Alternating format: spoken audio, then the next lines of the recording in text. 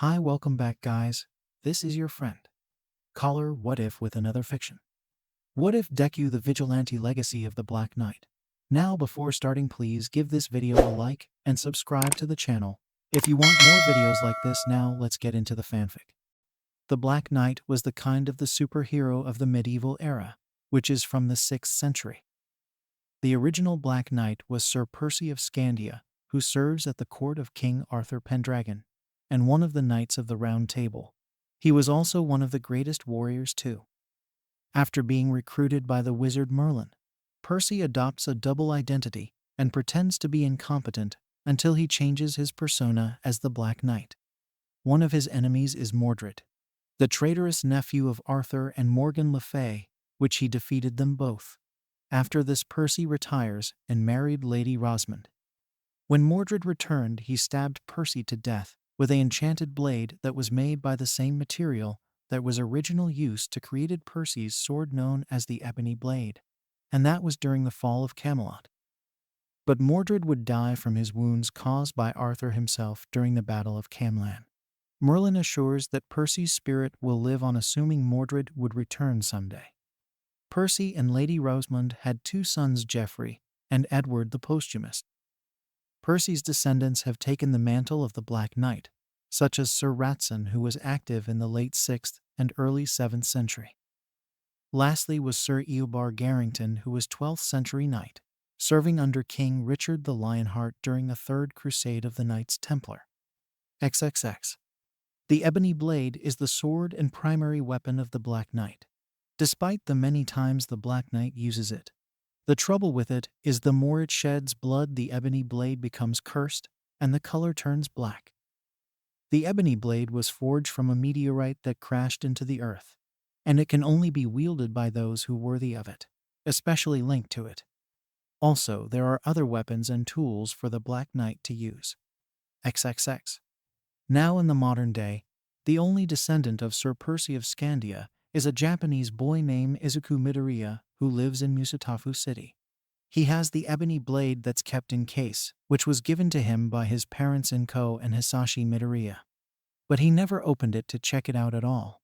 They told him he is the last descendant of Sir Percy of Scandia. But Izuku gave no response to that, because to him the time of knights is just a thing of the past now. He lives in a world where there are lots of superheroes using the power known as quirks, and the number hero is Toshinori Yagi Ake, All Might, who was the world's symbol of peace. All Might was Izuku's idol, and he dreamed on becoming a hero just like him. Unfortunately, when he and his mom went to the doctor to see if he has manifested a quirk, the answer was a no. Izuku is quirkless.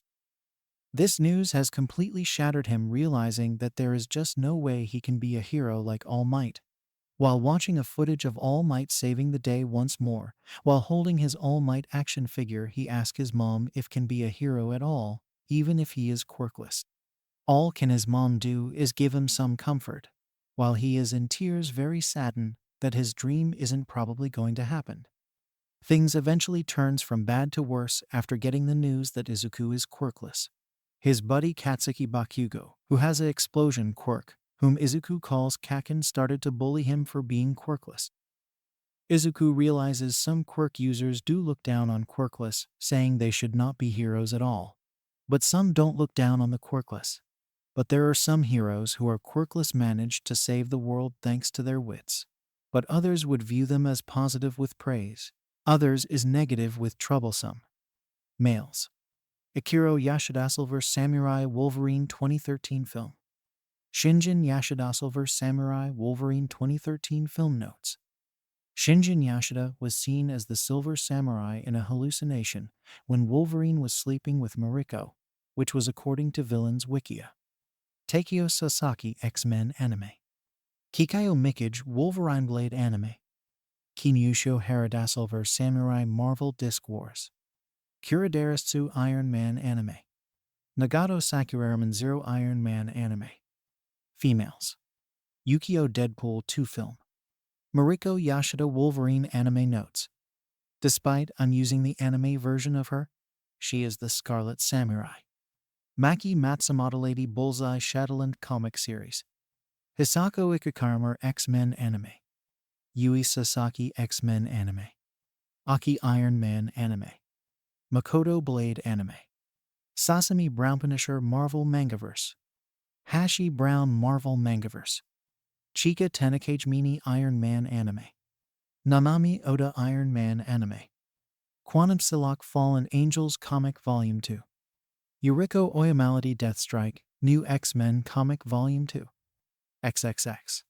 Nail Shadowland Comic Series. Females. Colleen Wing. Black Lotus. Macro. Yuki. Cherry Blossom. XXX. Zodiac Iron Man anime notes. Despite most of Zodiacs are just robots, they are listed in the Japanese category list in Marvel Wikia. It's probably their actions is in Japan. Males. Scorpio. Kawashima Taurus. Sagittarius. Virgo. Aries. Aquarius. Cancer. Shoppices. Kuridaritsu. Females. Chika Tanakage Mini. Izuku Midoriya's blog. Hey everyone, it's me, Izuku Midoriya here. Once before, after seeing many superheroes in action, when I was still very young, I dreamed on being like them, including my idol, All Might, who was the world's #1 hero, and the symbol of peace, of Japan I mean. My parents had quirks all except for me, which got my dream to shattered, because being quirkless means I cannot fulfill my dream. This news eventually caused by buddy Katsuki Bakugo, who I call Kaken, to bully me for being quirkless and taunts me by saying, I can never be a hero just like everyone. I have no idea what's his thoughts about the Avengers and other heroes who fight using only their wits though. My parents gave me the ebony blade that was the sword used by all of the Black Knights, who are the superheroes of the medieval era. I had no interest on opening the case where the ebony blade that's being kept, because to me the era of knights is just a thing of the past. But I accept the fact I am really the descendant of Sir Percy of Scandia, and those who came after him as the Black Knight. I know Sir Percy of Scandia, and all who came after him as the Black Knight were superheroes of the medieval era. End of blog. Present time. Bye Mom. Izuku leaves for a stroll out on the streets, but surely he will run into superheroes and villains. Good thing I have my notebook with me, which I always sketch out. In that notebook is all of the heroes he sketch, and what their quirk powers can do as well. Crash. Oh, what is that now? I know. I will go and investigate. Izuku will investigate where that loud crash came from, but he bets it's heroes and villains action. XXX. Izuku arrives at the scene and discovers it was Kamui Woods and MT Lady in action against a giant villain. Unfortunately, MT Lady got all the credit on defeating the giant villain with a simple canyon kick just before Kamui Woods can use his super move. Everyone with cameras stared, taking photographs of MT Lady for her victory. Piece of cake for the world's hottest hero of Japan. Hi there everyone, my name is MT Lady. And you don't have to worry about this bum anymore. MT Lady winks to everyone as her charms to them. There are plenty of her other hottest female heroes who are quirk and quirkless other than you, MT Lady. It doesn't mean you're #1, Izuku thought to himself about what MT Lady is proclaiming on being the world's hottest hero. I have time to do this. MT Lady shrinks to her original size and began talking anyone who wants autographs from fans, while police send the restrained giant villain away and Kamui Woods stays up in the train bridge, feeling down due to MT Lady taking all the credit. Excuse me, MT Lady. Izuku barges his way through the crowd to meet with MT Lady. Yes, and hello boy. MT Lady happily greets Izuku, who shows him his notebook with the sketch picture of her, with the information on what her quirk can do. That's a nice sketch, and what my quirk can do. Want my autograph too? MT Lady likes Izuku's sketch of herself, and asks if she wants an autograph from her. Yes I do, MT Lady. Izuku answers her. Then you're quite a lucky boy then. MT Lady gladly signs the autograph and gives it back to Izuku. Oh, what's your name? Izuku Midoriya. Izuku happily introduces himself to her. You want to be a hero like me, Kamui Woods, and everyone else you know? MT Lady asks if he wants to be a hero like her, and the others, but Izuku's response is a losing smile on his face, which MT Lady deduced this. You're quirkless, aren't you, Izuku? Izuku nodded with sadness, and MT Lady gave him some comfort with a hug and tells him this. Don't feel sad, Izuku, because I'm not one of those people who have a quirk and looks down on the quirkless. Izuku brings back his smile in relief that MT Lady doesn't look down and bullies the quirkless at all. Neither do I, Kamui Woods announces too, as he just got down from the train bridge, and Izuku also asked him to sign an autograph too. There you are, Izuku. Thank you, MT Lady and Kamui Woods. Izuku waves to them goodbye as he leaves the scene, and the two heroes wave to him goodbye for now. Excuse me, Kamui Woods and MT Lady, mind if I have an interview with the both of you? Sure thing, reporter Nanami Oda. MT Lady and Kamui Woods would gladly get interviewed by Nanami Oda. XXX. Elsewhere, Izuku continues his walk while checking out his autographs from MT Lady and Kamui Woods. Also, he is seeing on TV that's in the shop he walks past talking about Advanced Ideas Mechanics, or AIM for short. They are developing more hero equipment or gear for many heroes to use. Eventually, he bumps into someone in front of him. Watch it. But Izuku looks up and sees who he just bumped into. He recognized that face. All Might? Yes, young Midoriya. All Might only knows Izuku's name because it's likely he was nearby when Izuku was getting an autograph from Kamui Woods and MT Lady and overheard him say his name. Come to the rooftop and we'll talk. XXX. Rooftop. Young Midoriya, do you actually want to be hero despite that you're quirkless? Yes, I do. I idolize you, and it's my dream to be like you and the others, especially the Avengers. Izuku reveals his intention. But then All Might reveals his secret, which is his weakened form. What is going on here? Who are you and what happened to the real All Might? Actually, Izuku, I am the real All Might. This is just my weakened form, which I keep secret from everyone. But I only show it to you now. All Might assures Izuku that he is not fake, and tells him what happened to him while coughing up some blood. What happened? I got this from an enemy I battled a long time ago, Izuku. But get this, I know the Avengers are quirkless, well, some of them, and I praise them. Plus, I don't look down on the quirkless. But Izuku, you're not like the Avengers or anyone who fights crime with quirks or their wits or even talented. What All Might said causes Izuku to imagine that he's entirely pale white. His eyes wide as dinner plates, and then his entire body shatters to pieces like glass. Listen, Izuku, you can find a normal job that doesn't involve crime fighting. But if you wish to fight crime, you can be a police officer. Unfortunately, when All Might turns around, Izuku, Midoriya is already gone. I'm really sorry, young Midoriya, All Might said, remorseful. XXX. Midoriya apartment. Izuku lies down on his bed, thinking about what All Might mentioned to him. Being a hero by quirkless isn't possible, is it? Despite there are many other heroes, such as those who are members of the Avengers, are quirkless, and are only using their wits to save the world. Even though All Might praises them, he says, I'm nothing like them because I'm quirkless and not talented like them.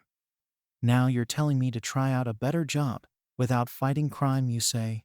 Or at least try being a police officer. Well, that's not good enough for me, All Might, Izuku shouted up in the ceiling, but his mother didn't hear any of that. Few moments of laying there in bed, Izuku now remembers the case that contains the ebony blade. He pulls it out from under his bed. Next he unlocks both padlocks and then opens it, and there he sees the ebony blade for the first time. Izuku touches the sword and feels the cold metal. It has, since no one has even touched the sword for many years now. Sure you're ready for that, young Midoriya? Izuku jolts off guard as he looks at the direction of the person who said that as a very bright white light shines in his face. Military vehicles. Land. Humvee. Merkava Mk Roman 3 tank. AIM drone mech bots. AIM arc armature spider mech. BTR 90. Type 99 SPA. M270 MRL. Ural 14320 truck. Air. AIM gunship. AV-8B Harrier Roman 2. F-35 Lighting Roman 2. Helicarrier. Ra 66 Comanche, Mil My 24 Hind, KC-10 Extender, C-17 Globemaster Roman 3. Infantry. AIM Troopers. Weapons notes: all of their guns are laser despite they are using modern-day guns. Pistols. Sig Sauer P220 Sport. Assault Rifles. XM8, M16A4, Howa Type 89, Alaska 12. SMGs. MP5A3, MP7. LMG.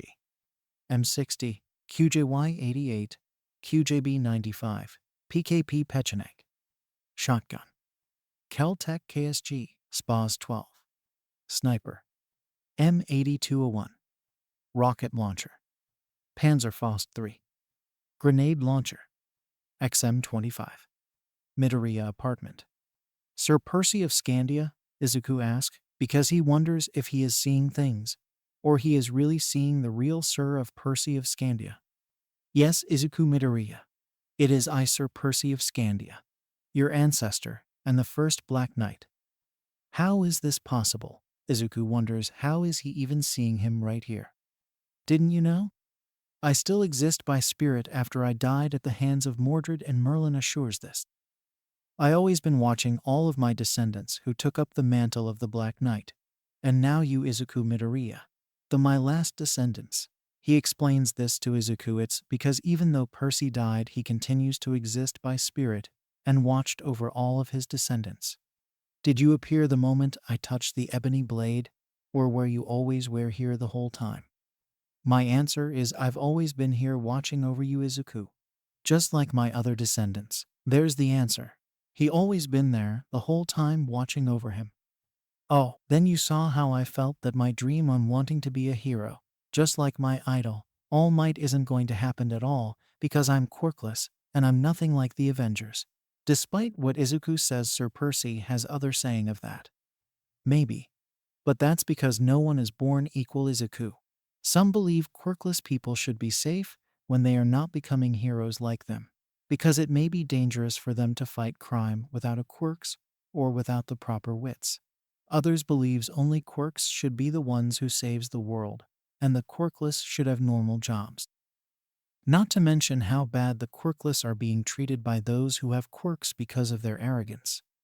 But Izuku, if you're so desperate on wanting to be a hero like your idol and the others all over the earth, you should become the Black Knight and be a hero in your own personal way. Sir Percy suggested that Izuku take up the mantle as the Black Knight and be a hero in his way. Isn't that going to make me a vigilante if I be a hero in my way? Even if that makes you a vigilante, and that will make you an enemy to many licenses pro-heroes despite the good you will do for the innocent and other good people, if you're prepared to go that far. Izuku do some thinking first to be sure if he is ready to go that far on being a vigilante just to be a hero in his own personal way. I accept that. Good, now raise the ebony blade into the air with both hands and say Avalon, so you can summon the Black Knight armor. Izuku did what Sir Percy instructed and raised the ebony blade into the air with both hands. XXX. Avalon. What happens next is Izuku's entire body lights up, and then he summons the new Black Knight armor that he now wears around his body. XXX. AIM HQ or Facility Musutafu City. Meanwhile, AIM troopers are dumping all of their guns into a large vat because they are planning to advance their weapons into laser rounds instead of bullets, while their Supreme Scientist Andrew Ferson observes the entire process. Supreme Scientist, that's all of it.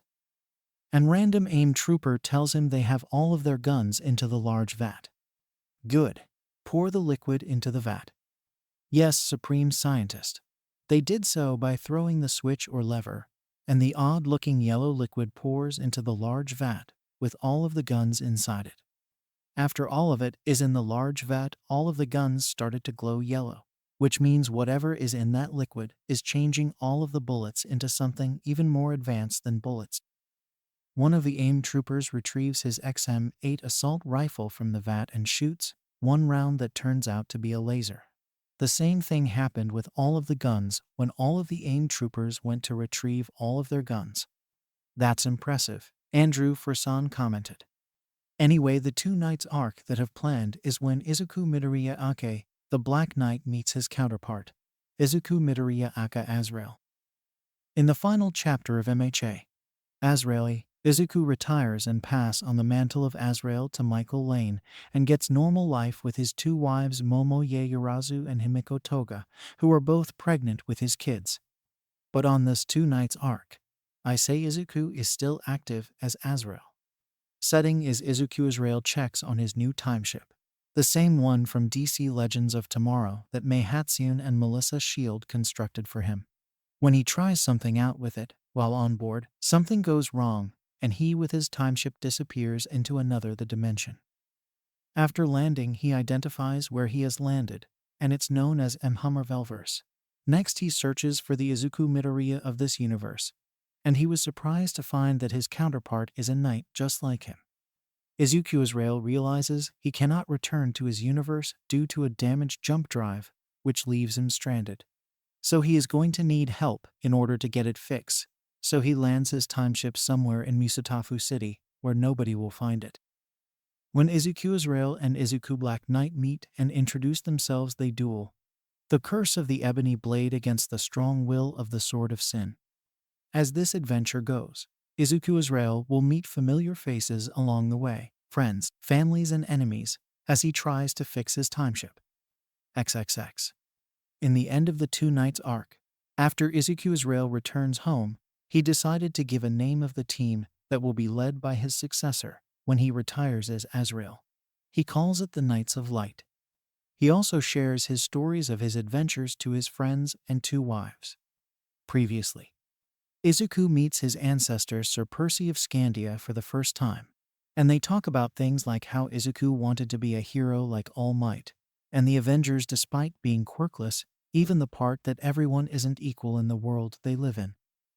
The last thing that Izuku tries is transforming into the Black Knight for the first time, by raising the ebony blade up in the air and saying Avalon. Meanwhile, AIM advances their guns into laser guns instead of bullets. XXX. Musatafu City rooftops present time. So what's this final part I need to learn this time? Do you know the winged horse known as the Pegasus? Yeah, I know about the Pegasus. In stories only? Well, Izuku Black Knight only known the Pegasus horses in stories. And that's about it, because he never seen a real one. In the past, every Black Knight had rode on a horse as their steed. But this time we'll try out a Pegasus horse. Izuku, I like you to meet Aragorn. Then Aragorn appears out of nowhere and lands next to Izuku Black Knight.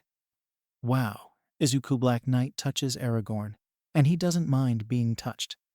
Well, Izuku, time for you to try out on how to ride Aragorn, Sir Percy said, and Izuku Black Knight gets on Aragorn's back preparing to learn how to ride him. Okay, Aragorn, let's do this. Aragorn then moves and flies, but Izuku Black Knight falls off that moment Aragorn started flying. Well, there are always setbacks, Izuku Black Knight said after getting back on his feet. Keep trying, Izuku. In time you will master riding on Aragorn as your steed. Sir Percy really has faith in Izuku Black Knight. If you say so, Sir Percy. XXX. More tries.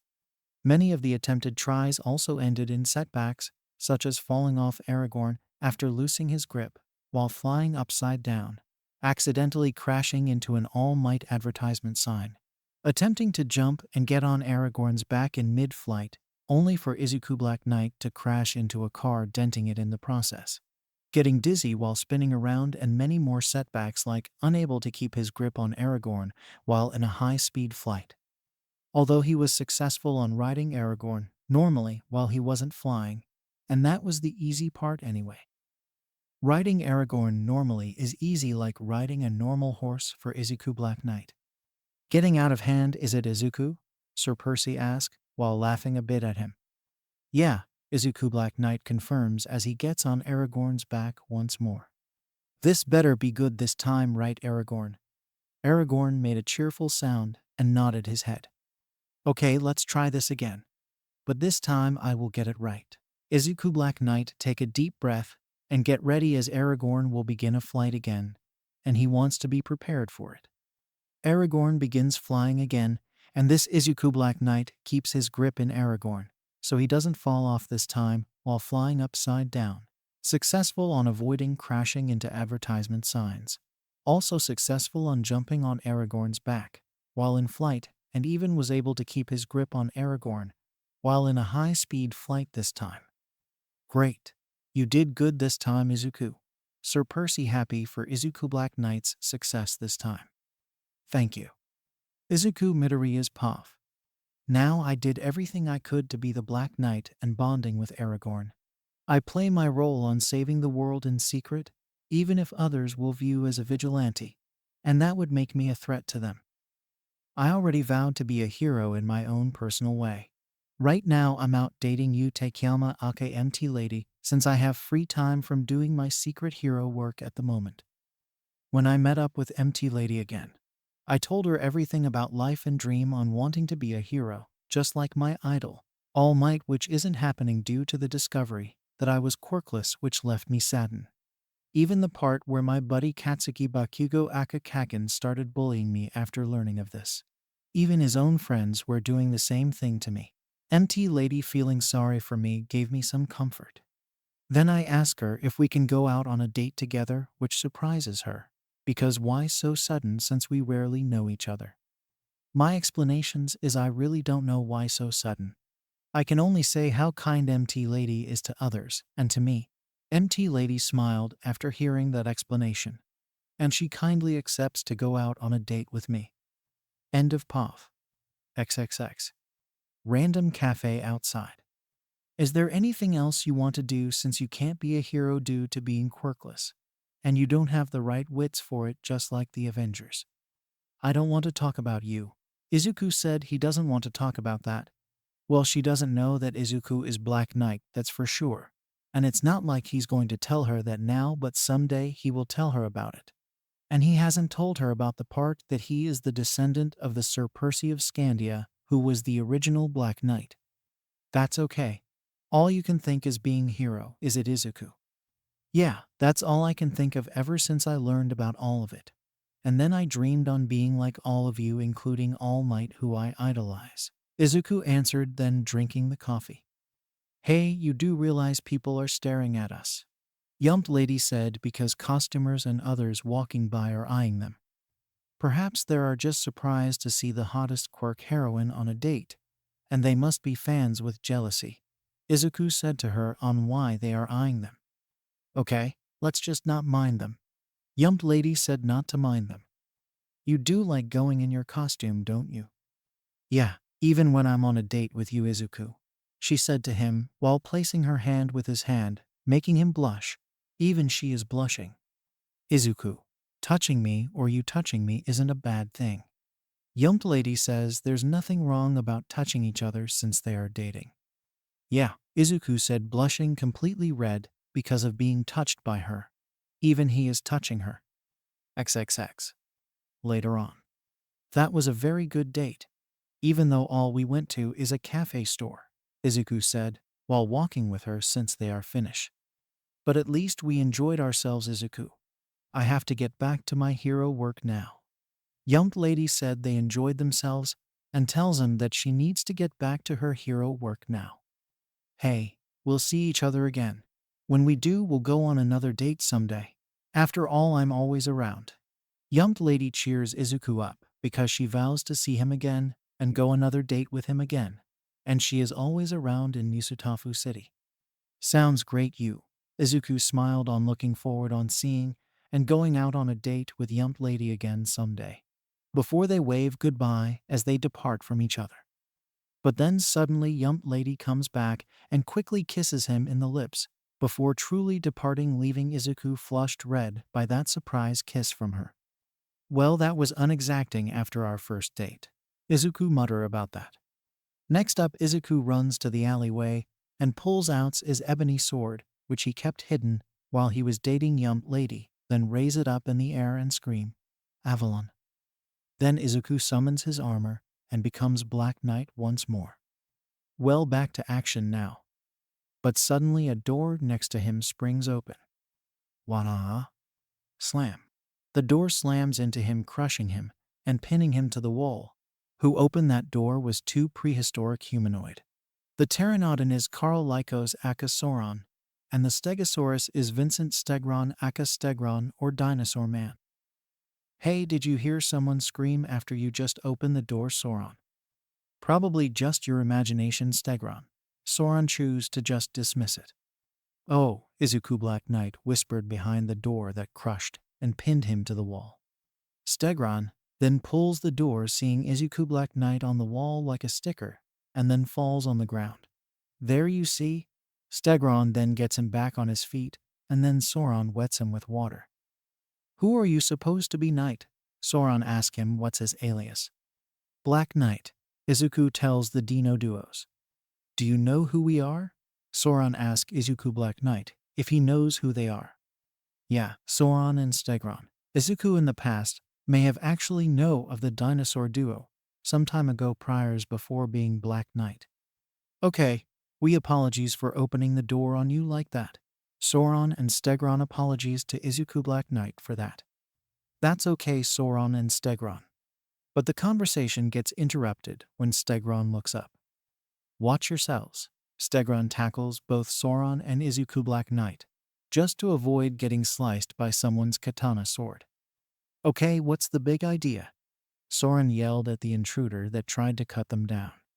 I want to see if the Black Knight is a true hero. Then the ones I view as fakes. The intruder speaks his intentions for trying to cut the down. Wait, you're Stain the hero killer, aren't you? Izuku Black Knight would only know that thanks to the news media going on about Stain the hero killer. That's correct, and you're the Black Knight who is being a hero in secret, because you're not attending any hero school. What Stain said caused Sauron and Stegron to stare at Izuku Black Knight, because they didn't know that. They just never asked, that's why. You want to fight? Then I'm right here. Izuku points his ebony sword at Stain, ready to fight. Besides, it's not like he wants to run away from this. Somewhere. Swords are clashing in the alleys, even smashing too. Izuku Black Knight teamed with Sauron and Stegron against Stain, who wanted to see if the Black Knight could be considered a true hero instead of a fake. Stain avoids getting rammed by Sauron in flight and Stegron's tail and slashes of Izuku Black Knight, even punches and kicks thrown by him. Not going to use your quirk to fight me, Stain. I want a fair fight, Black Knight. Which means no using quirks. Stain says his reason why he will not use his Bloodcurdle quirk, because he wants a fair fight with him, Sauron and Stegron. 3 against 1. That's fair enough for me, Black Knight. Stain doesn't seem to mind if he is against 3 opponents all at once. Okay, I have no idea why you accept that, but let's go. The fight resumes, and this time Sauron tries to grab Stain, drain his life force in order to weaken him, but he pulls back when Stain swings his katana sword at him. But Stain was sent flying after Stegron took a swing his tail at him with a direct hit, and he went slamming into a parked car out on the empty streets and denting it. That's smart, and that really hurts. Stain moves out of the way when Izuku Black Knight attempts to stab him with his ebony sword. Stain strikes back by slashing his katana at him, but Izuku Black Knight blocks it quickly with his ebony sword. Both swords lock until Izuku Black Knight grabs a broken car side mirror and smacks Stain in the face, with it making him pull back with the injury in the face and shattering the glass. Oh, that's gotta hurt, Sauron said, and Stegron nodded after seeing that.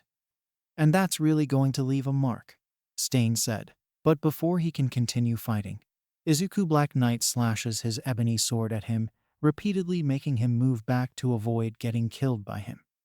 He continues to slash at Stain until the final slash causes his ebony sword to get stuck on a light pole, leaving him vulnerable to Stain. But before Stain can strike Izuku Black Knight, Sauron intervenes using his mind control to subdue to him with both his eyes in a purple color. Seeing an opening, Izuku Black Knight knocks Stain out with a super punch. Izuku Black Knight was able to get his ebony sword unstuck. XXX. After the battle. Okay, what do you want to do with Stain now that we have him restrained and subdued? Do you want to turn him over to the authorities or pro-heroes? Sauron asks what do now they have Stain restrained and subdued. We are not turning him to the authorities. Izuku Black Knight. They are not going to turn him to the police or the pro-heroes. Something else you have in mind, Black Knight? Stegron asked, because he and Soron became surprised after hearing what he said. I do. XXX. Midoriya apartment. Make yourselves at home, MT lady. While Izuku Black Knight was away at the moment, you take him, MT lady who just learned where Izuku lived went to his home and meet his mother Inko Midoriya. Thank you, Miss Midoriya. Yumped lady sit down in the couch. She already Inko about her date with Izuku. If you're looking for him, he isn't home at the moment. I wonder where he is right now. Well, Yumped lady doesn't know about Izuku's role as the Black Knight, but in time she will know. Proving Your Worthiness Part 2 Aftermath. And that is Black Knight?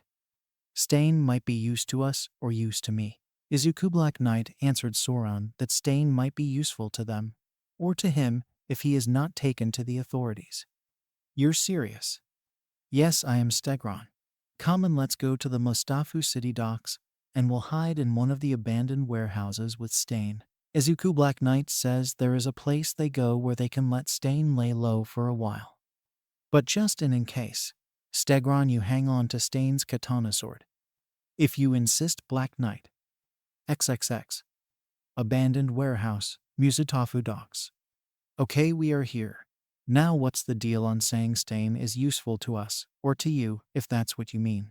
Soron asked, and this time Izuku Black Knight removes Stain's restraints, and then takes the katana sword from Stegron, and he was going to return it to Stain. Listen, Stain, I've only been training on my own with some help from my ancestor Sir Percy of Scandia, who was the original Black Knight. I believe you can give me more training. Izuku Black Knight reveals his intentions, why he chose not to send Stain to the authorities in the first place, because he wanted Stain to train him, and that's his usefulness. This surprises Soron and Stegron. Very well then, Black Knight. I don't have much of a choice anyway since you beat me. Stain accepts Izuku Black Knight's request, and he was going to take his katana sword until Izuku Black Knight distanced it away from him. But at one condition. I want you to leave all of the pro-heroes and young heroes in training alone. If you harm them, I will turn you over to the authorities. Soron and Stegron will help with that. Izuku Black Knight gives him a warning of a condition, and what will happen if Stain harms any one of the heroes. Deal. Stain shakes Izuku Black Knight's glove hand, accepting the deal, and takes his katana sword back. XXX. Unknown to them. They are being watched by some unknown person. This Black Knight might be interesting. Somewhere in Musatafu City docks. Izuku Black Knight is training with Chizome Akagoro Aka Stain, while the Dino duo Soron and Stegron are watching. In the end, the training ends with Izuku Black Knight gaining the upper hand after he knocks Stain to the ground in the process after a parry. You're pretty good, Black Knight. Anyway, the training is finished here. We can all take our leave now. Stain says that the training is now over and everybody can take their leave now. Just stay out of sight, Stain. I can do that, Black Knight, and I'll keep my part of the deal I made with you. Well, that's good news that Stain keep his end of the deal he made with Izuku Black Knight. Otherwise, he will turn him over to the authorities if he breaks his part of the deal. Good. XXX. Izuku, out of his armor, decided to go home with Soron and Stegron tagging along with him. Are you Dinos just gonna tag along with me? Izuku asked the Dino duos if they will really tag along with him. Yes, we are, Black Knight. Soron said they are tagging along with him. Fine. But I want the both of you to explain things to my mom when we get back, because I don't want to explain things for you. But before they can all agree to that, a shadow flies above them. Huh? Just as Izuku looks up, he's suddenly snatched by a wyvern dragon with an armored green figure, and the wyvern managed to knock Soron and Stegron away, preventing them from coming to his aid, and then flies away with him in the process. Hey, what's the big idea, and who are you? Izuku demanded, but the green armored figure says nothing to him and uses what looks like a mystical object that opens a portal to another world. This object is known as the Siege Perilous, and where they are going is the Otherworld. XXX. Otherworld Green Chapel. The wyvern landed before his home, which is the Green Chapel, and puts Izuku down as green armored figure gets off the wyvern and walks up to him. Allow me to introduce myself. I am Bersalak de Haunt Desert. I'm also known as the Green Knight, and this is the other world. Green Knight then shifts shapes into what looks like a normal human knight. Nice to meet you, Green Knight. Right now I want to go back Musutafu City. Izuku demanded to be sent back to home. Apologies, Black Knight, but I can't do that because I needed you to participate in the event known as the Contest of Champions on my behalf. Green Knight explains his reasons why he abducted him in the first place. Why me? Izuku asks. Why it should be him who participate with the Contest of Champions. My powers is connected to the nature on Earth. Now I've become greatly weak because of the never-ending increasing pollution and the feelings of hatred of humanity on Earth. And if that continues, I will eventually die in the process. Green Knight tells Izuku what's going on with him. And what happens if you die? Izuku asks him what will happen if he dies. Believe me, Black Knight, it's not something you would like to know if I told you right now. Green Knight says that he is better off not knowing what happens because it can't be anything good. Okay, I'll do it. But I need to know what to do for me to participate in this event. Izuku agrees to do it. But he needs to know what he needs to do to get in. You simply need to win matches until you have defeated the champion of the goblins. And who would that be? He is known as the Bai Beast.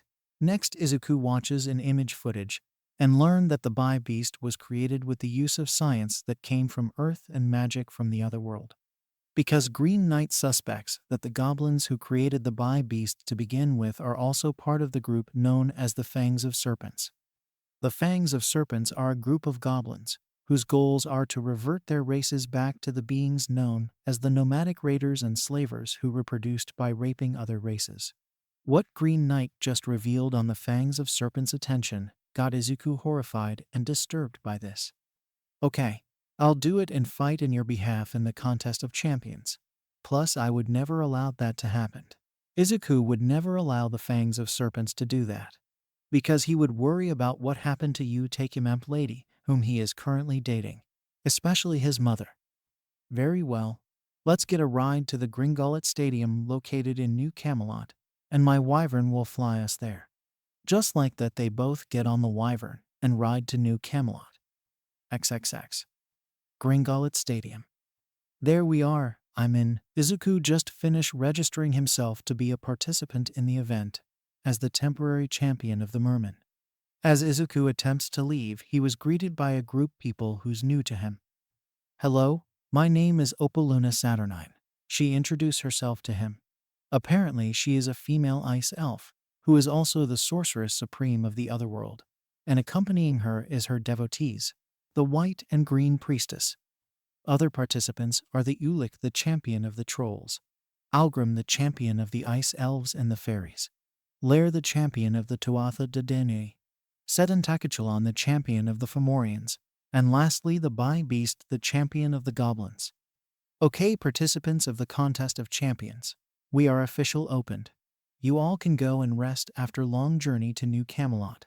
As for the audiences who are watching, they will be entertained by the games of mounted archery and jousting in which the riders rode unicorns. Opal tells all of the participants to rest up for their long journey coming to New Camelot, while the audiences will be entertained. Izuku paused on the sights of Opal with his faces turning red in a blush after seeing how beautiful she is. But this didn't go unnoticed by Opal herself, who then looks at him with a smile. Like what you see, Izuku Midoriya Aka, the Black Knight. Opal asks him, which causes him to blush even more with steam coming out with his head and his eyes with spiral rings. Opal only knew who Izuku is because she looked at the registers. Izuku begins to pass out in embarrassment until Lair and Algrim catches him before he can hit the floor and one of the white elves use her fan to get him to cool up. Next day. Hey, Black Knight? Izuku was able to wake up from his blackout until he confronts but the participants in the game arena the very next day, and they are on their way to their chambers. Yes, Izuku answered to Ulik, who called out to him. Don't pay too much attention to Lady Opal, so you don't get too distracted and passing out in the process again. Just keep your focus on our matches. Ulik gives Izuku a word of advice that won't make him pass out whenever he sees Opal Luna Saturnine again. I will try, Ulik, otherwise I can't help myself. Izuku says he will try to contain himself from being distracted and passing out if he sees Opal again. We all just hope so, Black Knight, Algrim said as they all their chambers to rest up after their long journey to New Camelot. See you in the matches, Black Knight, said Intakachulin said as they closed their chambers after entering. Get it together, Izuku, and focus on what you're really doing here. Izuku repeatedly smacks himself on the face to keep his focus on why he is here and not focus on Opal, although she is in his head. XXX. Noon. Izuku Black Knight gets on the first match, which put him against Ulik. Izuku Black Knight was able to defeat Ulik, although Izuku Black Knight did take some hits due to Ulik's size and strength, which nearly overpowered him. But in the end, Izuku Black Knight was the one who overpowers Ulik. The next match is between Bai Beast and Seten Takachulon. Bai Beast got Seten Takachulon to underestimate him, and thus Seten Takachulon is defeated when he tried to use his increasing size, and they attempted to stomp on him, but ended up getting tossed out of the stadium, which was caused by the Bai Beast's super strength, which defeats Seten Takachulon in the process, and victory goes to Bai Beast. Okay, I need to be careful of that.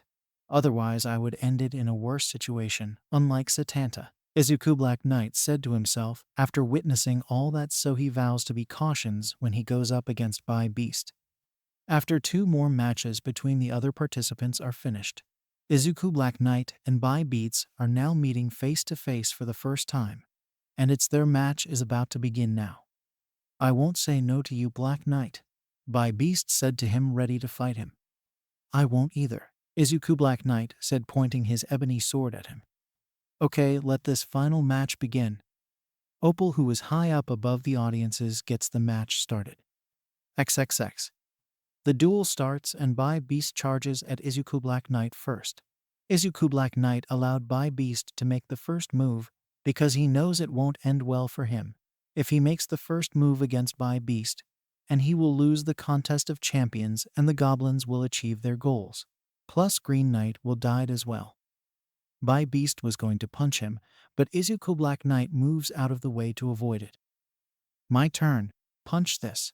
Izuku Black Knight jumps and gets on Bai Beast's back and stabs him right in the back with his ebony sword. Rah-ah! Bai Beast roared out a very loud scream, with most of the audiences and Opal with her devotees covering their ears. Success on provoking you, Izuku Black Knight then jumps up and landed on Bai Beast's second head. Get off! Bai Beast attempted to swipe him off, but Izuku Black Knight evades it, but jumping down, and Bai Beast ended up smacking his second head and hurt himself in the process. Ah, you bastard! He yelled as Izuku Black Knight gets his ebony sword that was still on Bai Beast's back. I think of some idea that could help me win while Bai Beast is preoccupied with his own injuries. I can throw my ebony sword and put an end to this once and for all. But in turn I might kill him, because when I wanted to be like All Might and the others, I was going to be moral with my actions when fighting crime. He muttered to himself about the decision about killing, because his vow to be moral like All Might and the other pros. Then again, Bai Beast is only an android. Izuku Black Knight then throws his ebony sword that spins like boomerang and slices like a shuriken.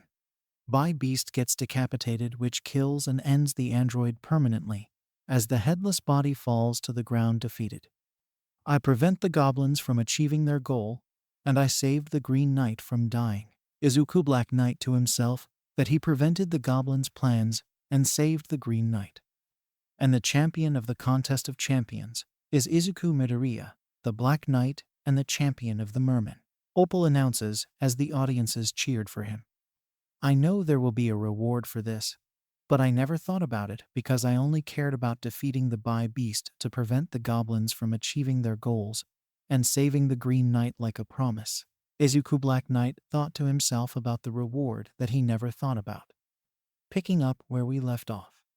While the crowd cheers around the stadium for Izuku Black Knight's victory, Three hooded goblins who actually members of the Fang of Serpents are going to tell the others that they failed, because Izuku Black Knight prevented their plans after he defeated Bai Beast during that final match. That Black Knight is going to pay for this. Oh, he will. We all know where he's from. From Earth. The Fang of Serpents vow revenge on Izuku Black Knight for thwarting their plans. I didn't say anything about what I wanted for my reward. Izuku Black Knight said he doesn't know what he wanted for his reward, because he's only here to stop the goblins' plans and save Green Knight. Then I shall throw you a lavish banquet for you as congratulations at my residences. The Starlight Citadel, its flying fortress. Opal decided to give him a banquet at her residences as his reward. I'll take it. Izuku Black Knight will not say no to this and agree to take it out of manners, and Green Knight will be going with him. Very good, Izuku. Opal gave him a charming smile, which causes him to blush red again. XXX. Starlight Citadel Banquet. Izuku has eaten so much and drank a little too much. Even though he avoided touching any of the alcoholic beverages like ale, mead, and wine. Some asked him to try some, but he said not thank you politely. The only things he drank and stick with is the water and an almond milk, and yet he falls asleep in the process after having so much out it. What a night of the banquet. I should thank Opal for this before I go home tomorrow, Izuku said as he falls asleep in the end. Unknown to him, Opal smirks after seeing him fall asleep. She is so up to something. Lady Opal, I hope you're not thinking of what you're really planning. One of the White Priestess asked with blush on her face, after knowing what Opal has in mind for Izuku. And you know I will.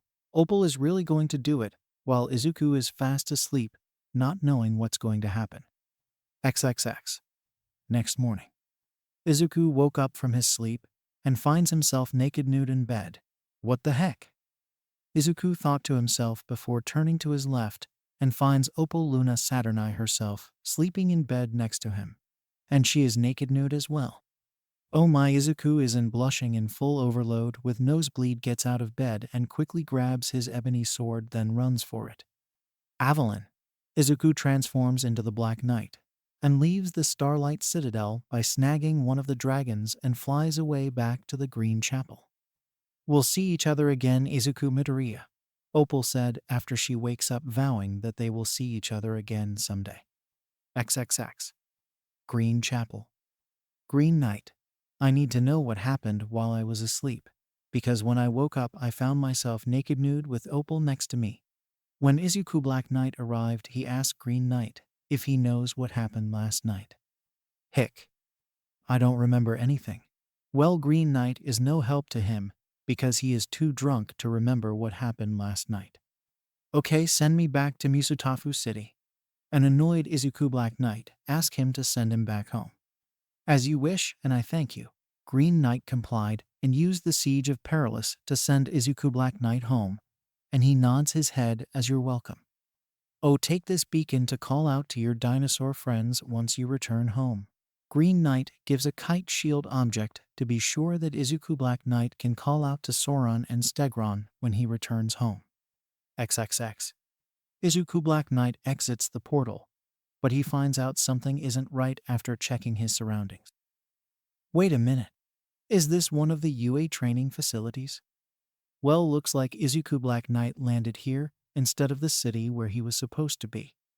Oh, you got to be kidding me, Izuku Black Knight said to himself, because what makes matters worse is the US Hero Course arrived to train with their teachers, and more worse and bad news is the League of Villains have arrived to attack. Izuku Midoriya Black Knight Pav. Surely I was supposed to be in the city, but instead I find myself in the middle of the attack, caused by the League of Villains at the USG and the pros. Students and teachers are battling them to defend their school. With no easy way out for me to get out of this battle that I want no involvement. I had to fight my way out, but be sure I conceal myself from the UA heroes and pros. I also activate my beacon to call out Soron and Stegron to let them know that I'm back. So on the way through the battle, these underling League of Villains known as Sharky and Ara, Tesla, Chomper, Needle Hair and Marshall Hair have a run-in with me. When I aim my ebony sword at them, they attack me, but not before asking if I'm a hero like the others defending the school. My response is that I'm a vigilante and I introduce myself as the Black Knight. Chomper attacks me first, but I made Chompa rock instead before I knocked out with the butt of my ebony sword. Tesla attempts to electrocute me, but I deflected it with my ebony sword, and he got electrocuted before I kicked him in the face, which knocks him out. Next, Needle Hair and Marshall Hair attack me together, but I overpower them both and tangle them up using their hair, and that defeats them. The last one is Sharkieynara, who tries to pull me into the water, but instead I pull him out of the water and threw him, causing him to crash into the fountain before getting knocked out when a piece of metal lands on his head, causing some of his teeth to fall out. With my path now cleared and kept myself concealed from the heroes, I call out to Aragorn and fly out of the Ustra away from the battle. But the last thing I saw is All Might battling a creature known as the Namu, which he defeats as hero reinforcements arrive at the scene. Sauron and Stegron were able to regroup with, and they asked me where I have been, and I told them everything. They informed my mom and Yump Lady about what happened after they got there after I disappeared. End of POV. XXX. Midoriya apartment. Oh my baby boy, you're back. Inko begins hugging her son after reuniting with him after getting back and out of the Black Knight armor. Mom, you're crushing me. Izuku is unable to breathe while Sauron, Stegron, and Yump Lady tried to pry Inko off him so Izuku can breathe again. Okay, Miss Midoriya, you can let go now, Yump Lady said, and Inko let go. The sports festival is happening, and everybody, including many heroes, are attending. Well, Izuku is attending it with his girlfriend Yump Lady, but conceal himself as the Black Knight. But he hides his ebony sword behind his shirt, so no one will notice it, just in case danger hits the sports festival. He has yet to tell Yump Lady that he is the Black Knight, especially his heritage as the Black Knight. Sauron and Stegron tag along with them, and enjoys eating what's the food that the sports festival has and giving autographs to fans. Hey Izuku, did you hear? Hear what you? Tony Stark is in Hasu City, and he's getting married with his fiancée Rumiko Fujikawa. So that means Tony will be a merry Avenger known as Iron Man, and his company will be known as Stark Fujikawa Enterprises. Yes, Izuku. Well, when we see him, let's congratulate him and Rumiko Stark for getting married. Izuku suggested they congratulate the both of them when they see them, while he sketches out Tony in his Iron Man suit with Rumiko in a wedding dress. XXX. Meanwhile, Hotel, Hasu City. We pick perfect place for our wedding, darling Rumiko. Tony picked the Hasu Hotel because it was large enough for their wedding to be held, and now a lot people of Hasu are attended it. Also, his company is now known as Stark Fujikawa Enterprise now. Oh, it is perfect, Tony dear. Rumiko embrace her future husband, and just as they about to kiss, this happens, after they finished saying their wedding vows. Crash! A cyborg-looking scorpion crash, the wedding causing most of the people to scatter and run for it. I am Scorpio, a mighty warrior of the Zodiac. Scorpio introduced himself as he is ready for battle against Tony. You picked the wrong time to crash my wedding, Scorpio. Tony used his bracelet on his wrist to summon his armor and become Iron Man again. Be careful, Tony. I will, Rumiko. XXX. Iron Man vs Scorpio. Iron Man lunges at Scorpio, but was knocked into a wall with a single swipe of Scorpio's pincers. Man, that's smart. Iron Man gets back up on his feet and fires his repellers at Scorpio, which knocks him off his feet, and yet he gets back up like he didn't take any damage at all. That didn't even faze me, Iron Man. Scorpio then grabs a table and tosses it at Iron Man, who evades with his jet boots and hover him to the right. Iron Man then made a poor choice on attacking Scorpio head-on by punching him in the face repeatedly, which gave Scorpio an opening to grab Iron Man with both his pincers and attempts to crush him while Iron Man tries to break free from his pincers. Flares. Iron Man stuns Scorpio with flares, causing him to let go of him, while everybody else and Rumiko cover their eyes from the flares not to get blinded. Grrrr, hey. Scorpio roared in pain as optics malfunctions due to the flares. End of the line, Scorpio. Iron Man fires his unibeam that sends Scorpio away and destroys him. But unknown to Tony Iron Man, Scorpio shoots his stinger into the air far into the city without anyone noticing it. This could mean the threat posed by Scorpio isn't over yet. He'll be back for another battle with Tony Iron Man. XXX. Look at this damage caused my battle with Scorpio. The wedding needs to postponed until everything is ready again.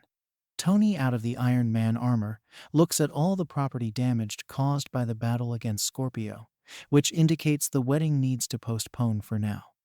Don't feel bad, Tony darling. It was Scorpio who barged into our wedding.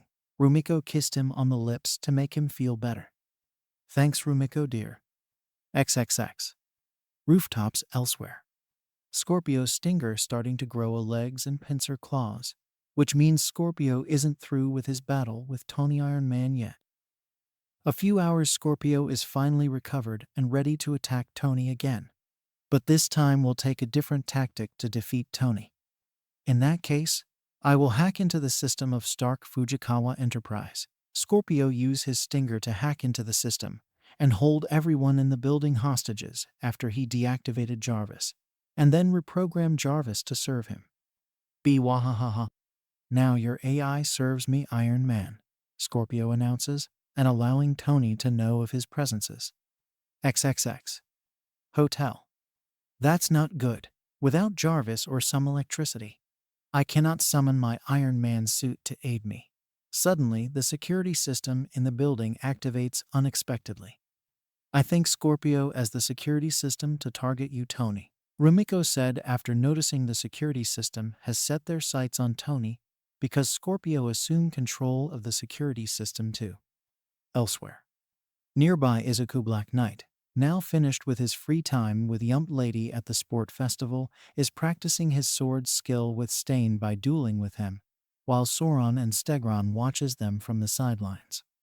Whoa, Izuku is getting really good, Sauron commented after seeing how fast Izuku Black Knight with his ebony sword against Stain, and once again he is winning. Very soon, he will be the master of his ebony sword, Stegron commented next. Suddenly, a loud laser blasting was heard within the Stark Enterprise building, and the arrival of the heroes like Tenya Lidangenium, Manuel de la Rochempath, Native, and the police got their attention. What was that? Stain asked after they heard it all. I don't know, but let's investigate, and we'll intervene if we have to. Izuku Black Knight said they should take a look and intervene if they have to, assuming there is no one who could stop them. XXX. Stark Fujikawa Enterprise.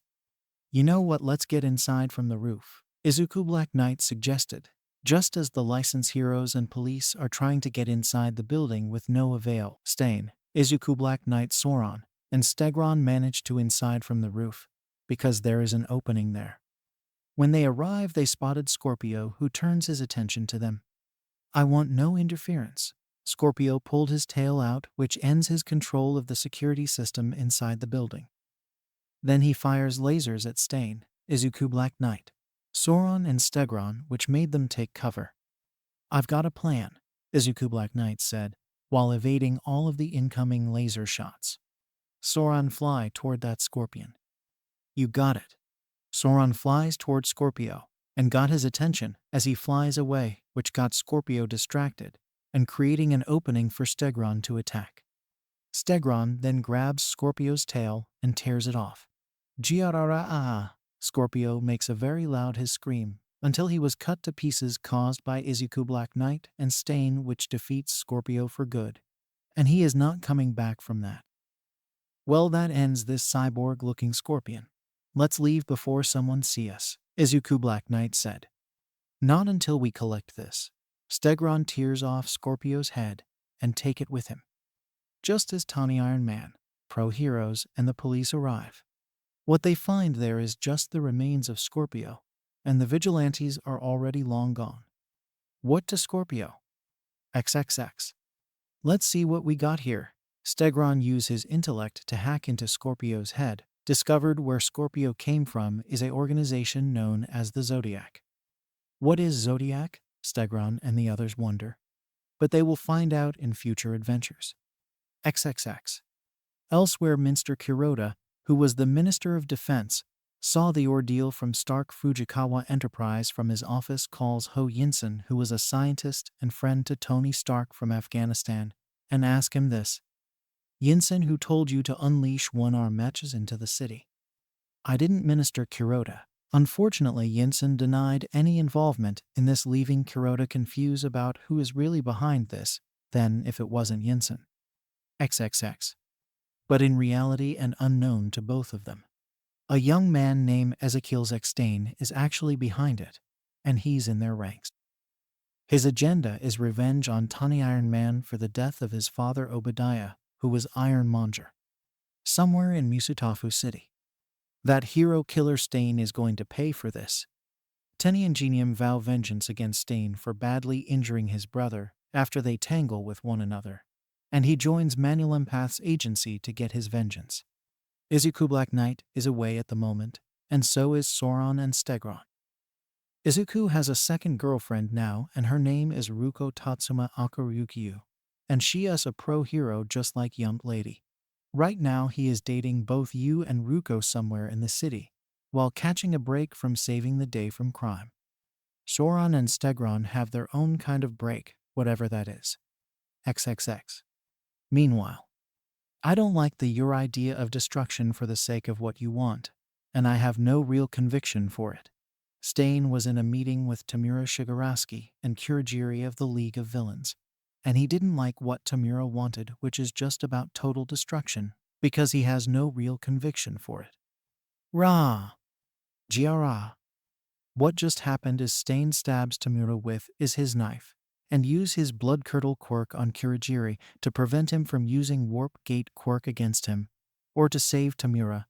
You're the kind of person that I hate the most. Because fake heroes and petty villains only wanted fame, Stain stated to him as he is about to kill Tamura. I wanted to destroy the current society because it praised All Might. After saying that out loud, Stain's knife was destroyed, and this caused Stain to back off. I was just testing you to learn of your motive and agenda by attacking you. What Stain just revealed made Tamura not very amused of the outcome. We're leaving now, Kurogiri. Stain could be an asset for the League of Villains. Kurogiri objected. I demand you to return me to Hasu. I'm not part of the League of Villains, Stain demanded, and was sent back anyway, and he will continue to purge the false heroes. Get 3 nomas from All for One and get them into the city. An irritated Tamura requested 3 nomas to be unleashed into the city for a rampage. Understood. XXX. City. 3 nomas are on rampage in the city from the news, and Sauron and Stegron are watching the entire ordeal. We need to contact Black Knight about this situation, Sauron said, while they watch pro-heroes arrive at the scene to stop the 3 rampaging nomas. But you do realize he is out in a date with you and Ruko, right? I know that, but we can't take them alone. Even those pro-heroes can't handle them alone for that long. Sauron then contacted Izuku, who was still busy with his date with you and Ruko. What is it? We need you here, Izuku. 3 nomas are out on a rampage in the city. Sauron confirms the situation to him. I'll be right there. Izuku said he is on his way and hangs up. He's on his way. But right now let's do what we can to stop those 3 rampaging nomas until he gets here. Sauron and Stegron rush to face the nomas until Izuku Black Knight can get there. XXX. Later on. About time I got here. Izuku Black Knight arrives by riding Aragorn and aids his Dino duo in the 3-way battle between the pro-heroes, the nomas and the vigilantes. Black Knight. Stain is not far from where we are, and he is being targeted by a kid from UI. Sauron and Stegron informs him. What did he do? Izuku Black Knight asks, what did he just do that caused him to be targeted to begin with? I think it's better you ask him yourself. Stegron advised to him to ask Stain what did he do. Izuku Black Knight quickly gets on Aragorn and goes off to look for Stain before he can kill somebody. XXX. When Izuku Black Knight found them, He saw Stain, who was about to kill Tenniingenium, who is already on the ground after getting overpowered by him. Stop! Izuku Black Knight got their attention, and Stain halts his attempt to kill Tenniingenium. Stain, spare him. There's no need for bloodshed. Izuku Black Knight demanded that he spare Tenniingenium. But before anyone can do anything, a portal from the otherworld suddenly opens above them, and the Bi-Beast jumps out from it and landed near them. Bi-Beast? I thought I got rid of you in the contest of champions. Can't keep a good Bi-Beast down, Black Knight. Away from the battle, another portal from the otherworld opens, and came 3 hooded goblins who were going watch their Bi-Beast battle Black Knight again. Last time the Black Knight won the fight during the contest of champions. But this time it will be different this time. Indeed, this time our Bi-Beast will fight rough instead of playing it easy. Also, we'll have to meet too with the League of Villains after this, assuming we have time for that. But only if the Black Knight defeats our Bi-Beast again. XXX. Last time I fought you easy, but this will be different now. I will fight you rough and dirty this time instead of playing it easy. Bi-Beast warns Izuku Black Knight. He will now fight him rough and dirty this time, unlike before during the contest of champions. Bring it then. Izuku Black Knight rolled to the right after Bi-Beast fires a laser from the eyes of the second head. Come, you need to get out of here. Izuku Black Knight quickly grabs Tenniingenium and puts him in Aragorn's back. Let's get him to safety, Aragorn. Izuku Black Knight tells Aragorn. Wait, who are you? Tenniingenium asks him. No time to explain, go. So Aragorn flies away with Tenniingenium, and Bi-Beast is in pursuit of them. Oh crap. Just as they are flying away from Bi-Beast, they suddenly crashed into the winged Namu, after having a run-in with it, which resulted in a battle with it, as Bi-Beast is getting closer and closer to them. We don't have time for this, Izuku Black Knight yelled as he tries to fend the winged Namu off with his ebony sword. XXX. Meanwhile. Oh no, Black Knight. Stain rushes out from where he is after seeing Izuku Black Knight in danger. Yaha! Stain jumps high up in the air and stabs Bi-Beast in the back with his katana, which got his attention. You'll pay for that. Bi-Beast attacks Stain, which keeps him occupied from attacking Izuku Black Knight. XXX. You can't get him off our back. Tenniingenium warns Izuku Black Knight that the winged Namu isn't going to get off their back. Then I need to try this. While Aragorn takes you to safety, Izuku Black Knight then jumps off from Aragorn's back and gets on the winged Namu, because he has another way to get the winged Namu off their back. While he does that, Aragorn will get Tenniingenium to safety. While Stain and Bi-Beast continue to fight, Bi-Beast was then attacked by a column of fire and ice, which made Stain to pull his katana out of the Bi-Beast and jump down. It turns Shoto Todoroki, who was a friend of Tenniingenium and fellow student of Yua Academy, was behind it, and sends another attack on the Bi-Beast, who retorts by firing his laser eyes at him. Stain turns to Izuku Black Knight, who was having trouble against the winged Namu that tries to thrash him off. Eat this. Izuku Black Knight stabs the winged Namu right in the brain with his ebony sword, killing it, and causing it to crash into the ground. XXX. Well, that's done with Izuku Black Knight. But notice that Bi-Beast is battling Shoto, while Stain is trying to make his way toward him. Can't hold Bi-Beast off for long. Izuku Black Knight throws his ebony sword at Bi-Beast, knowing that Shoto can't hold him off for long. When he throws it, the ebony sword swings around like a propeller or ninja shuriken and slices Bi-Beast by the neck, and thus decapitating his 2 heads from his body that's still standing, and that defeats the Bi-Beast, also killing him just like during the contest of champions. Black Knight, we got to go, Stain said as he grabs him in time. What just happened? Shoto wonders as he is stunned about what he just witnessed as Bi-Beast's body begins to fall into the ground, and it will be on top of him. Oh my, on instincts, Izuku Black Knight rushes to save Shoto from danger. Izuku Black Knight was able to push Shoto out of the way, but instead it will be him who Bi-Beast's headless body that will fall onto because he is in front of it. But instead Stain moves him out of the way, and Beast's headless body falls on top of him before he can get away from there. The battle is over with Beast. The three Namu and Stain included defeated the heroes, and the vigilantes have won the day. Take me to the bar, Kurogiri. Tamura, who wasn't amused by the outcome of the battle, orders him to take to the bar. Understood. Hold it. But before Kurogiri and Tamura can enter the warp gate, the hooded goblins approaches them. We are very amazed at the destruction caused by your three black creatures with their brains exposed. It turns out the goblins of the Fang of Serpents were watching the entire ordeal of the Nomus and suspected that Tamura and Kurogiri are behind them. Okay, who are you, and what do you with us of the League of Villains? Tamura asked the goblins. We are goblins of the Fang of Serpents. We are asking for an alliance with our Fang of Serpents and your League of Villains. When the goblin said that, Tamura smirked from behind his hand mask, feeling interested in the goblin's offer. Very well, I will invite you into the bar. So Kurogiri opens a warp gate, and they enter it to their bar. XXX. Hasu City. Izuku Black Knight, Sauron and Stegron disappeared after they dropped Teningenium off somewhere in the streets, while the pros are arresting, and the surviving Nomus who weren't killed. They are also investigating the Beast. Stain told Izuku Black Knight, Sauron and Stegron to leave him behind, because they cannot help him now, so they are forced to leave without him.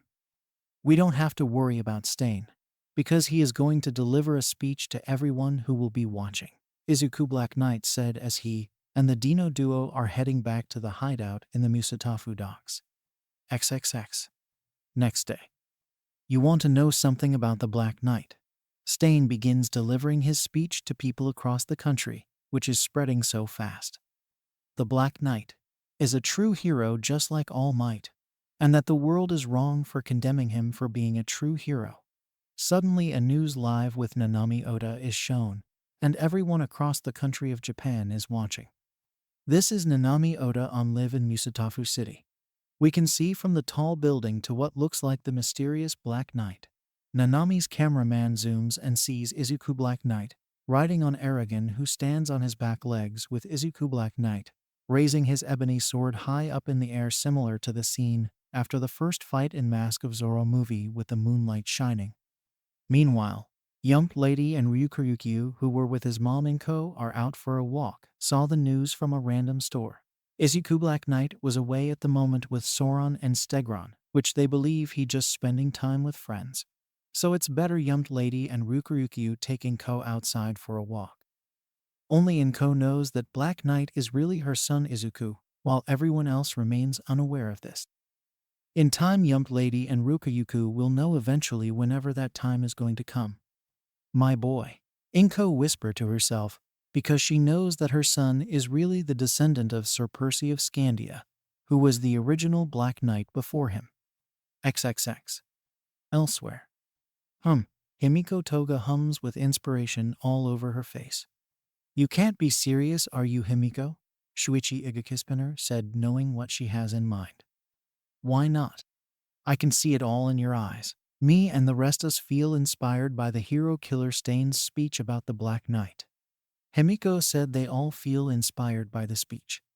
If we all are, then let's leave the League of Villains behind and join up with the Black Knight, since he only has Sauron and Stegron in his team now, Kaina Tsutomalady Nagin said, and they won't object anymore.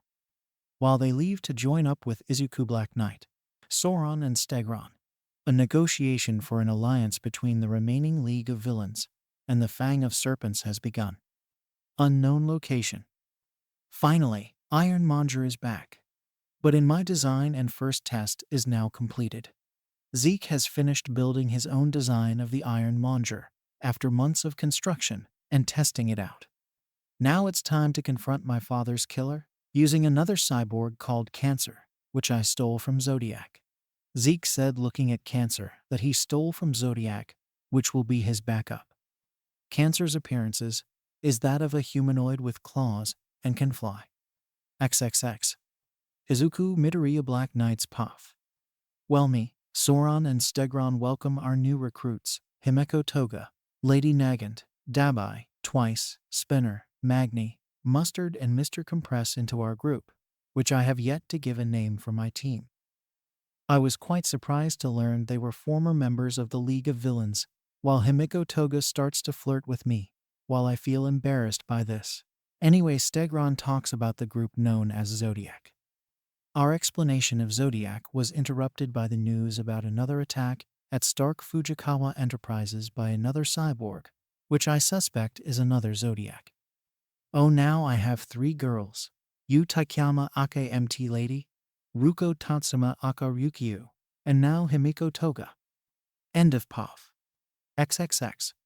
Stark Fujikawa Enterprise. MT Lady, Kamui Woods, Edgeshot, Death Arms, and Endeavor with their sidekicks are battling cancer, while Zekarin Monger is battling Tawny Iron Man inside the building whatsoever. You don't know me, do you, Stark? Should I, Iron Monger? I am Ezekiel Stain, son of Obadiah, and I am here to avenge my father by killing you. Zekarin Monger revealed who he is, and Tawny Iron Man remembers Obadiah Stane, who was the original Iron Monger he battled and defeated all those years ago. Look, I'm sorry that I killed your dad. But your dad was wrong to begin with by selling weapons and support gears to the villains and terrorists in secret. Tawny Iron Man attempts to reason with Zekarin Monger about his father's wrongdoings. I don't care. Zekarin Monger's anger didn't settle and grabs Tawny Iron Man and smashes him to the ground and stomps on his chest with his left foot. You could have just arrested him instead of killing of him when you found out what he was doing. He yelled as he attempts to crush Tawny Iron Man's chest. Ah, what's happening? Suddenly his body is covered in a glowing pink light and was pulled backwards, which was caused by Magna's magnetic quick, who then pummels Zekarin Monger with her giant magnet until he is subdued. How about this Iron Monger? While he is distracted, Mr. Compress jumps down from the ceiling and uses his compress quirk on Zekarin Monger and turns him into a marble. XXX. Outside. All of the heroes and their sidekicks have become completely exhausted from their battle with Cancer, who has been proven too much for them as his armor can withstand everything they throw at him, such as Endeavor's fire quirk and Edgeshot's fold-a-buddy quirk. Allow me to try. Yump Lady is going to stomp on Cancer. No, MT Lady, we need that cyborg alive to see who's in there. Kamui Woods tells her because they all think Cancer is a suit of armor, not knowing it's really a robot actually. Yump Lady ignores Kamui Woods and goes for it. But Cancer flies up in the air and launches his retractable cable claws to tie her legs up. Not good. Yump Lady then changes back into her normal size to escape it. Cancer was then defeated after being sliced in half by Izuku Black Knight, who just appeared out of nowhere with Aragorn by throwing his ebony sword, which done the job. Let's take a look. Izuku Black Knight takes a look inside of Cancer. No pilot. Then Scorpio is the same, and probably all of Zodiac machines are really robots. Izuku Black Knight concludes that all of the Zodiac machines are just robots, and not a suit of armor for a pilot. Hey, you're under arrest. Endeavor tries to arrest him, but Izuku Black Knight rides away with Aragorn to retrieve Mr. Compress, while Sauron grabs Magni, and they fly back to the hideout. XXX. Hideout. Oh, Nanami, Izuku Black Knight, and his team watches the news which Nanami Ota is reporting. These group will be known as the Secret Warriors, led by the mysterious Black Knight. Secret Warriors? I like that name. Izuku Black Knight choose to take up that name that Nanami Ota called them. Okay, Zeke, tell us what you know about the Zodiac. Now they interrogate Zeke after they pulled him out of the Iron Monger suit. I don't know much about the Zodiac. I only infiltrated their ranks for my own gain, and Zodiac's existences is kept secret to heroes and public alike. And it's been like that for a long time. Anything else, Zeke? Izuku Black Knight asked if there's anything else he knows about Zodiac. They are waiting for the right now. Simply waiting for the right moment to serve and defend the society and the world in the very right way. What Zeke revealed disturbs Izuku Black Knight, because Zodiac's attention cannot be a very good thing if it means tyrannical enforcement. Students from every hero school are getting ready for the provisional hero license exam. A being known as Skulve is contacted by Tar, son of Zoltan Tar, who was one of the leaders of the Fang of Serpents. Yeah, I need to inform you and the League of Villains about our part of the deal of this alliance. What about it? XXX. This plan of mine have made me lose my sensei. Tamura was planning on kidnapping one of the UA students, which resulted on the loss of all for one when the heroes intervene. Not your fault our plan ended like this. Tar said it wasn't his fault that just happened. So what do you want from the League of Villains? Tar. Tamura asked, what do the Fang of Serpents want now? We want one of your nomas from the League. That's Tar's request. Very well. Tamura agrees and contacts that doctor to have one Namu ready, which the doctor complied, and that is a gift to the Fang of Serpents. XXX. Later on, a black slime appeared in the middle of the air, and the Namu with 4 tentacles on the back, who was known as Squid from the slimy portal, emerges from it. I'm pleased with the outcome. Skullveg used the Siege of Perilous to open a portal to the secret meeting of the Fang of Serpents. Skullveg nodded and used the mystical device to get to the other world. And you Squid go and serve the Fang of Serpents until further notice. Yes, Squid complies and enter the mystic portal. XXX. Otherworld. Fang of Serpents' secret meeting place turns out to be a cave in the Great Woods. Tar, along with his father, are looking at Squid in amazement along with the other members. Tells us, why do we need this creatures? The goblins ask them why they need such a creature to begin with. Me and my father suggest sending him on a raiding expedition. That's too dangerous. The goblins objected on that idea. I believe this is different now. Will not be involved kidnapping and enslaving the females of any race, but simply taking their loots instead. What Zoltan said made all of the followers feel satisfied about it. Then where will you send the Squid? The Forgiven Forest.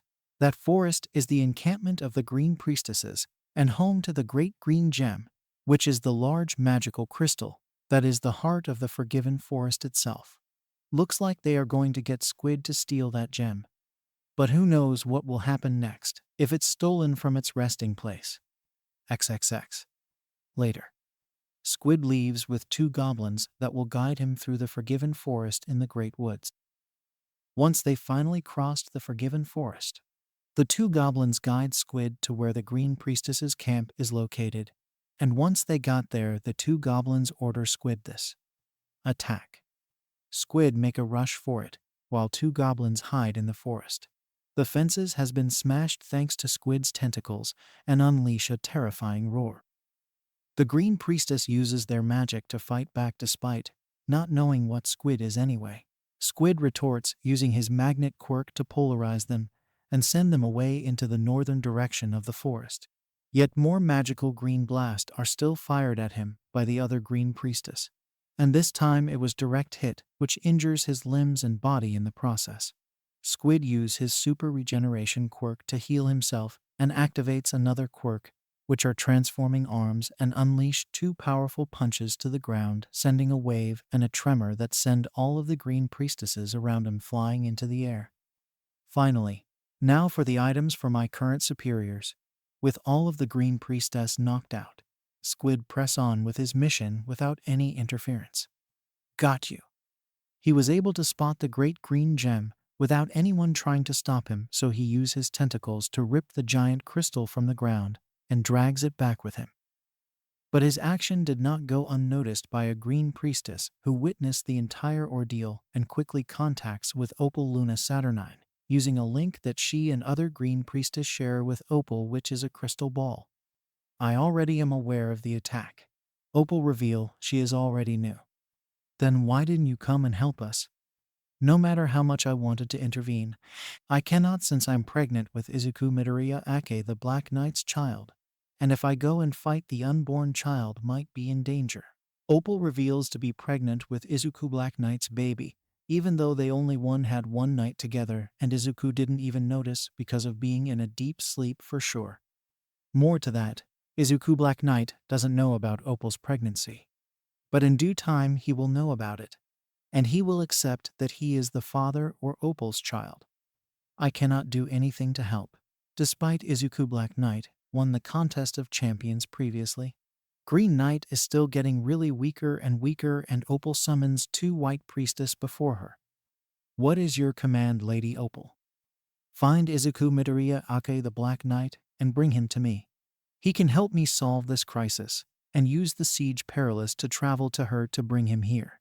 Since Green Knight is too weak to help and Opal in no condition to fight due to her pregnancy, they can only turn to Izuku Black Knight to give them some heavy artillery. As you wish, my lady. With the mystical artifact, they open a portal that leads to their mistress's lover hideout. XXX. Secret Warriors' hideout. Izuku Black Knight and his secret warriors are busy discussing about Zodiac's agenda when all of a sudden the portal opens and the 2 white priestess takes him right before his team's eyes. Let's go after them, Soran shouted, and they all didn't hesitate to follow them in before the portal can close for good. Little did they all know, they are all about to get involved on saving the otherworld from the Fang of Serpents' plans. XXX. Starlight Citadel Otherworld. Where are we? Himiko asked, while those who never been here before check their surroundings. Greetings, secret warriors, Opal greeted them, and when they saw Izuku Black Knight in the arms of the White Priestess, Himiko and Magni are going to attack until Mr. Compress stops them by grabbing their shoulders. What gives Mr. Compress? I don't think anyone is an enemy here, Himiko, but let me do the talking here. Why are we here, and what do you want with Black Knight? Opal will gladly give Mr. Compress some answers in the end. XXX. Later. Opal told them everything about the otherworld and Black Knight's identity, except for Soran and Stegron, who already knew Izuku was the Black Knight anyway. The rest of the secret warriors are left being baffled after hearing all this, and Opal apologies for sending her 2 white priestess to snag Izuku Black Knight. Izuku, the great green gem has been stolen from the Forgiven Forest, and without it, the enchanted forest itself will die. Opal tells her lover Izuku Black Knight what's going on here, although he still remembers finding himself in bed with her. I will never allow that to happen. Izuku Black Knight doesn't want that or the inhabitants to die, and so he will choose to help out. So who's stolen it? Izuku Black Knight, and Opal shows an image through a crystal ball. I think this creature is another Namu from the League of Villains. Izuku Black Knight acknowledges that the creature is really a Namu from the League of Villains after all, but doesn't know that the League and the Fang of Serpents have formed an alliance. You can find the Namu in the Great Woods. Thanks, Lady Opal. Okay, secret warriors, let's get that green gem back. Just like they set off to stop the Namu and retrieve the green gem. Yeah. XXX. That didn't take us long to find that Namu, Lady Nagant said, because the Great Woods was located between the Starlight Citadel and the Forgiven Forest. It didn't take them long to find Squid, even with the use her rifle quirk, while Mr. Compress uses his quirk on himself. Over there, Soran said, flying, while Mustard is flying on a wyvern was able to spot Squid, who was still dragging the great green gem. I got this. Mustard lowers his wyvern down and then jumps down on the Squid's back, then releases his gas, creating a purple prison fog. Now is my chance to get the great green gem away from the Namu. Mr. Compress then used his quirk to turn the great green gem into a marble and get it away from Squid. Okay, Mustard, no more gas now, Mr. Compress said, and Mustard make the gas disappeared as everybody confronts Squid ready for battle. No, this cannot happen. The 2 goblins who were hiding nearby commented, and they decided to do something about it. Send that Namu Squid creature away from here and out of the Black Knight's sights. They use the Siege of Perilous to open portal under Squid's feet and sends him away back to Earth. That did it. Let's go back now. XXX. Fang of Serpents. That raid is a failure. The 2 goblins informs everyone of the failure of the raid in the Green Priestess's encampment. What happened to the Namu? Kadentar asked what happened to their Namu Squid. We are forced to send him back to Earth because his fight against the Black Knight and his team will attract too much attention. Very well. Well, Caden Tar and his father Zoltan Tar will just accept what the two goblins had to do. XXX. League of Villains' hideout. Squid appears out of nowhere, which startled everyone, but their fright was short-lived when Janice Lincoln Aka Beetle arrived at the warehouse with Kai Chisaki Ake Overhaul following her inside. What? Janice Beetle asked, why are they staring at her like that? XXX. Otherworld. The secret warriors are successful on returning the great green gem to the green priestesses and restored the forgiven forest's magic and thus saving the otherworld. After that, they returned to the Starlight Citadel. It was time for them to return back to Earth. But Opal holds Izuku Black Knight for a few seconds because she needs to let him know now. What is it, Lady Opal? I'm pregnant, Izuku. Izuku Black Knight blushed red after hearing the news, but smiled on happiness, knowing that he is the father. We'll see each other again, Opal. Just like that, Opal lets him go with his team back to Earth. Izuku Midoriya Aka Black Knight Puff. Large amount of raids and arrest on Yakuza operation are ongoing because of the reports of quirk erasing bullets use by various villains out on the streets, which became more of a real problem for everyone. Yeah, that was due to the connection of the Shy Hasakai to the League of Villains. Sir Naitai and the other heroes are doing the raids and arrest on every Yakuza, and their operation to put a stop to the quirk erasing bullets. But unknown to them, they have no idea that they are actually helping the League of Villains bring down the Shy Hasakai for them to take over making more quirk erasing bullets, and for them to have revenge for the destruction of Scorpion's tail, and for insulting Craven as the world's stupidest hunter who couldn't even catch a rabbit, even though he has the powers of a lion, cheetah, and leopard.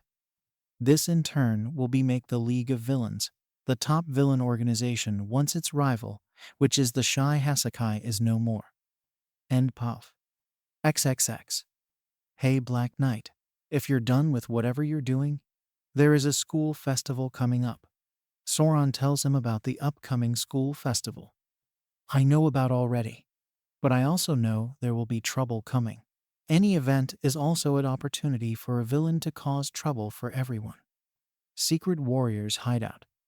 What they are doing is watching the videos of two villains, Danjuro Tobita Aka Gentle Criminal and Minami Aba Aka La Brava. So should we arrest these two or invite them to join the Secret Warriors? Lady Nagant asks, and they all start debate what they want to do with them. At the same time, both Gentle Criminal and La Brava are also talking about why their videos are not so popular like the topics related to Stain. XXX. Few days later. Hey, I just want Eri to have some fun on this UA school festival, Izuku Black Knight said to all of them with Eri clinging on him. All factions have learned about the UA school festival, and they will all attend it, but for different purposes. Like Izuku Black Knight said, he wants Eri to have some fun while there, but they all need to be in disguise and keep a lookout of villain activity. Gentle and La Brava, on the other hand, are planning to ruin the festival to gain popularity.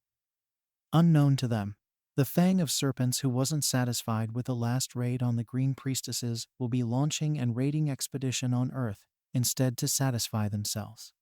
Send a scout first. That's what they do first. Plus, we won't be hiding ourselves because the humans of Earth will just think we are like them with quirks. While our scout looks around the place. Oh, the secret warriors actually met Eri during the Yakuza problem, and quickly Eri forms a bond with Izuku Black Knight. Also during that time, Izuku already has 4 new girlfriends after meeting, when in UA when they are out streets fighting crime. Ochako Urarakaravati, Momo Yeyurzukrieti, Kyoka Jirorphone Jack and Itsuka Kenda Battle Fist. Oh, and Yumped Lady and Rukurichiu was there with him. Either way, they all remain unaware that he is the Black Knight until he is ready to reveal himself. Now Izuku Black Knight as 9 lovers in his harem. XXX. Present time. Whoa. The Goblin Scout is dumbfounded by the various treasures that the marketplace is displaying and the palace behind it. I need to get back to the abandoned construction site and report this. The Goblin Scout quickly leaves to report this, but bumps into Eri on his way. Wah! Eri cry out loud after falling into the ground, and Izuku Black Knight sees the goblin scout running away. Izuku Black Knight begins chasing the goblin, who then bumps into Gentle and La Brava. Hey, watch it!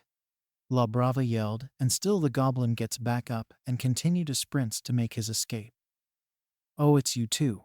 I can give you both some redemption by joining my secret warriors, Izuku Black Knight said after seeing Gentle and La Brava, who were in disguise, and the goblin is already gone. But Izuku Black Knight can give them a choice for redemption by joining the secret warriors to avoid being thrown in prison whatsoever.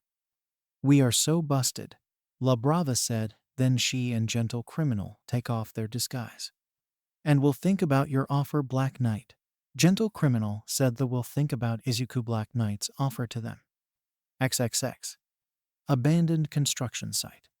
Meanwhile, the goblin spy was able to report about his findings in Yua that the League of Villains informed them about. Then we all have an agreement that this place known as Yua is worth raiding, and will loot its riches for ourselves.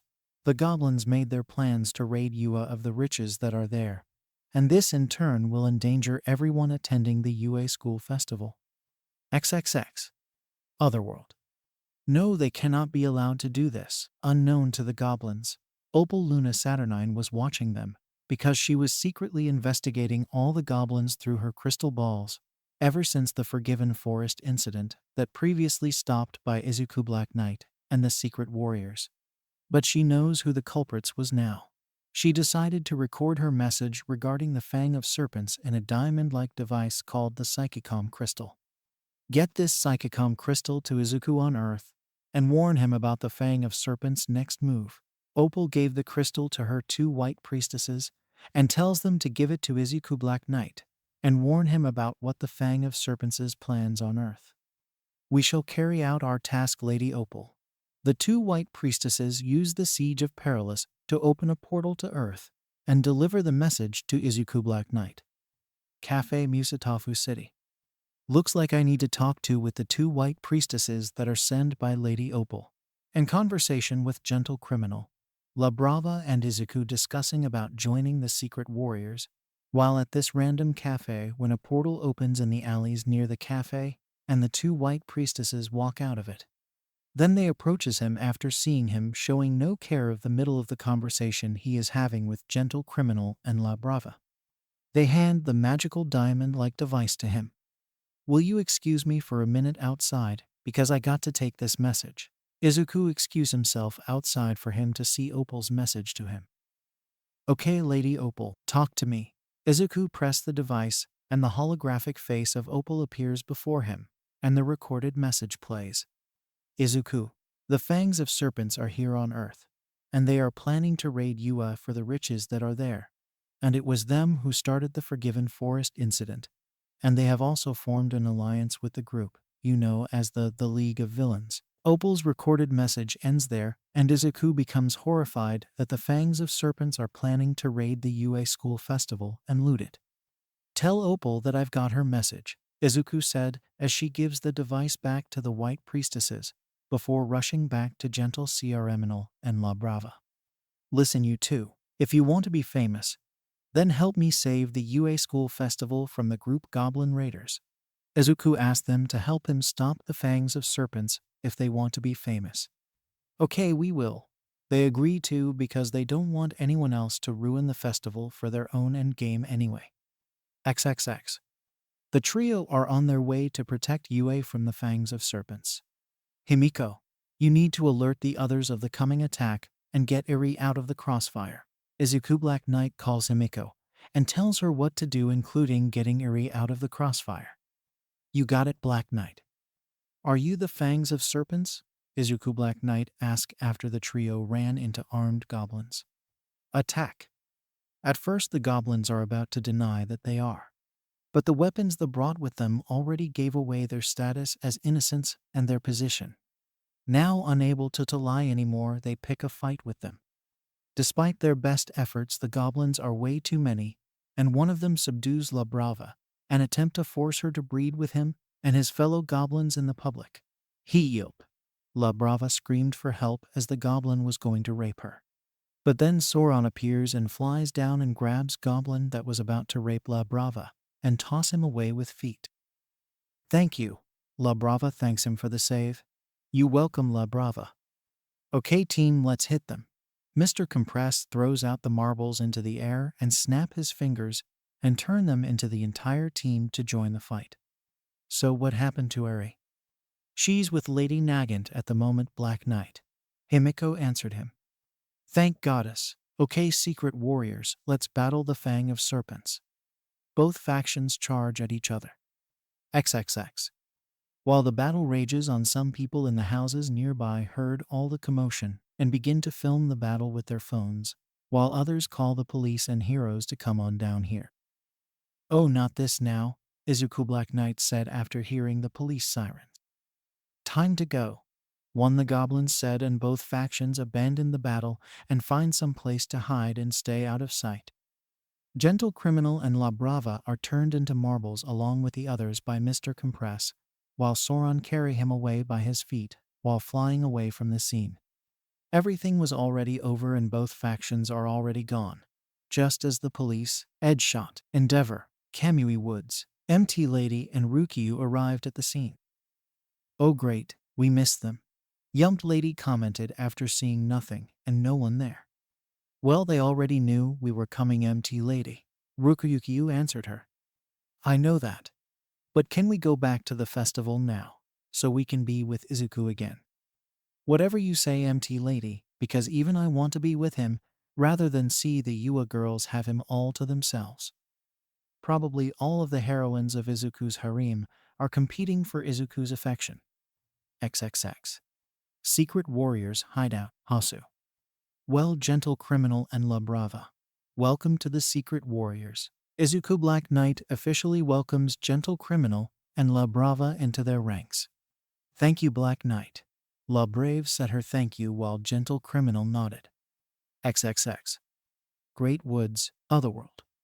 The Fangs of Serpents have returned to their secret meeting place in the Great Woods back at the Otherworld, empty-handed in their raid, thanks to the interruption caused by the Secret Warriors. I wasn't a total loss.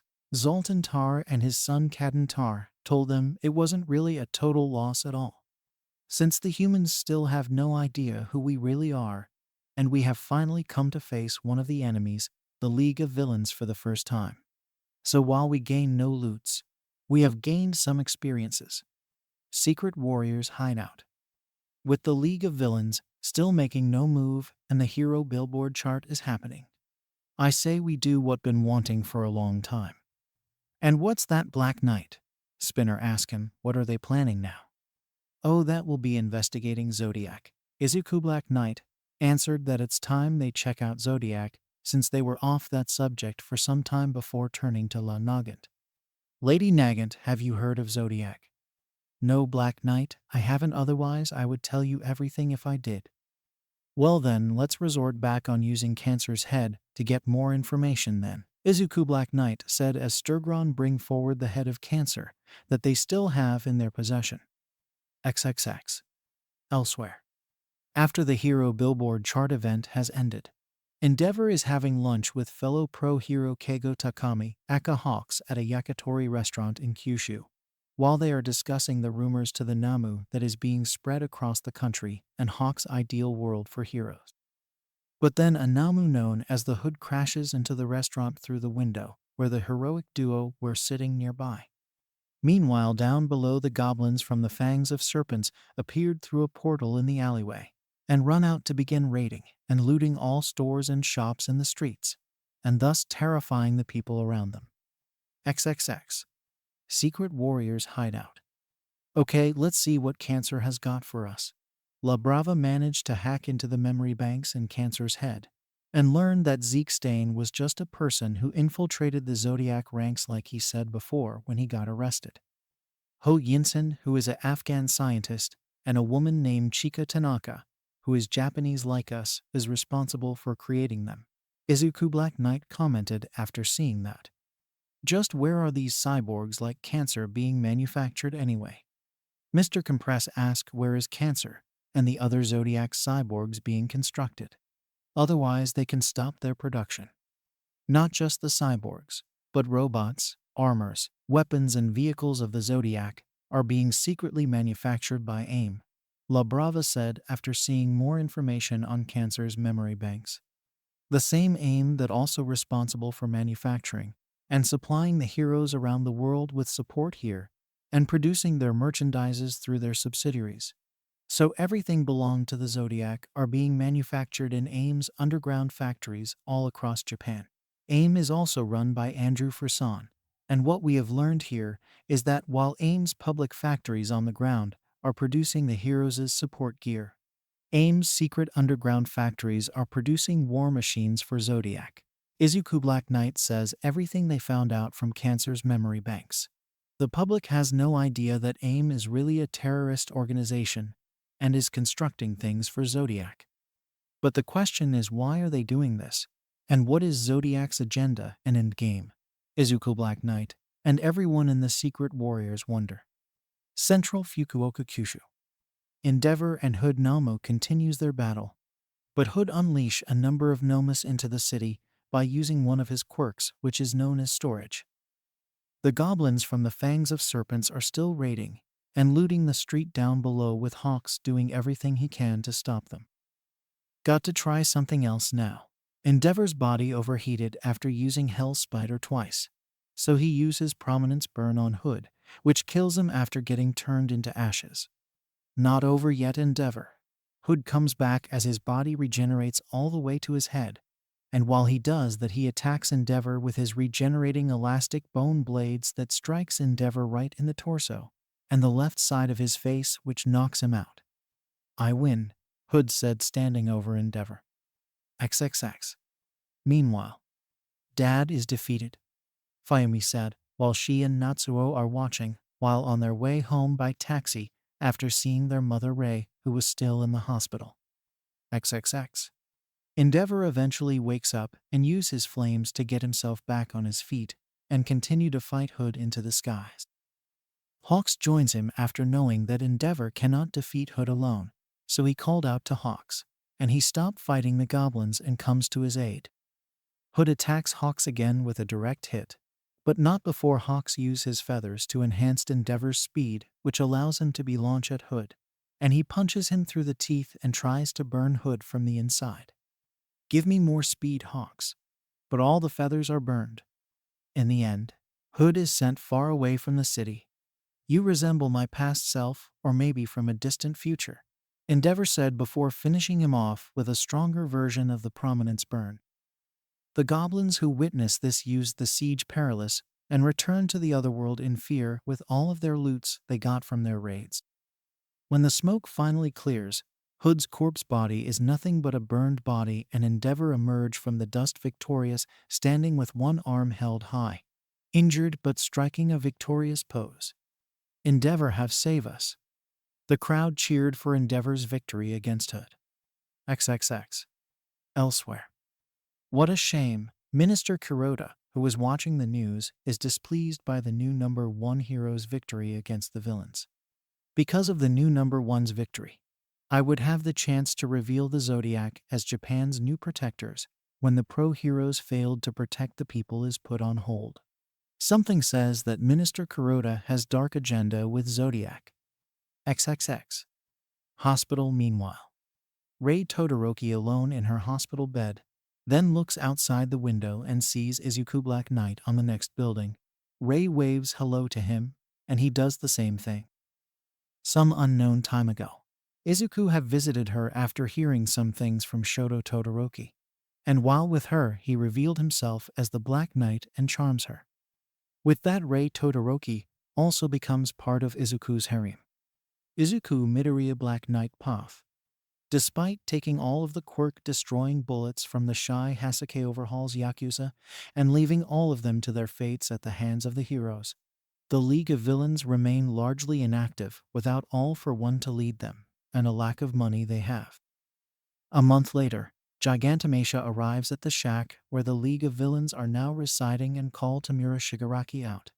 His reason for this is because he wants to see if Tamura is worthy to be All for One's successor or not. After getting overpowered by them, Gigantomachia shouts that Tamura is not worthy to be all for one's successor. Suddenly a voice calls out from a portable radio that the hulking villain puts down earlier. Craven questions if that is the doctor that they've been looking for, and Tamura confirms that it is. While having a conversation with the doctor, Gigantomachia barges in with an emotional attitude, rage, and he's pounding the ground with his arms, creating a shockwave which destroys the League of Villains' hideout in the process and sends the members flying. Gigantomachia stated that he cannot accept Tamura as all-for-one successor, even though he wanted to. Skullvague commented that Gigantomachia isn't really a great gift for them. The doctor agrees and says that Gigantomachia's loyalty is a fault, and that it hurts him that Tamura isn't all-for-one's equivalent. Skullvague then unleashed a torrent of flames against Gigantomachia, but he simply brushes it off. The fight halts when the doctor plays out a recording of All for One to calm him down. After settling and quieting down, an irritated Tamura says that he and the League of Villains do not want Gigantomachia in their ranks. But the doctor says that he can be useful in the future, and Kurogiri has been babying Tamura for too long, and that time has to stop. Suddenly, a black ooze similar to the one from the Camino incident merges from their mouths. End of POV. XXX. Part 2. Tamura Shigaraki's POV. We are transported to a secret lab with multiple testing chambers with many Nomas inside, and the doctor is hiding in the shadows. The doctor then introduces himself as Dharma Yujiko while in his lab, and he confirms to me and the others that he was the close confidant of All for One.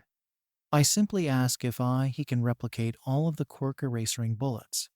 But he retorts by asking me why should he even help us, because even he, like Gigantomachia, believes that I'm unworthy to be All for One's successor, and I have yet to accomplish anything.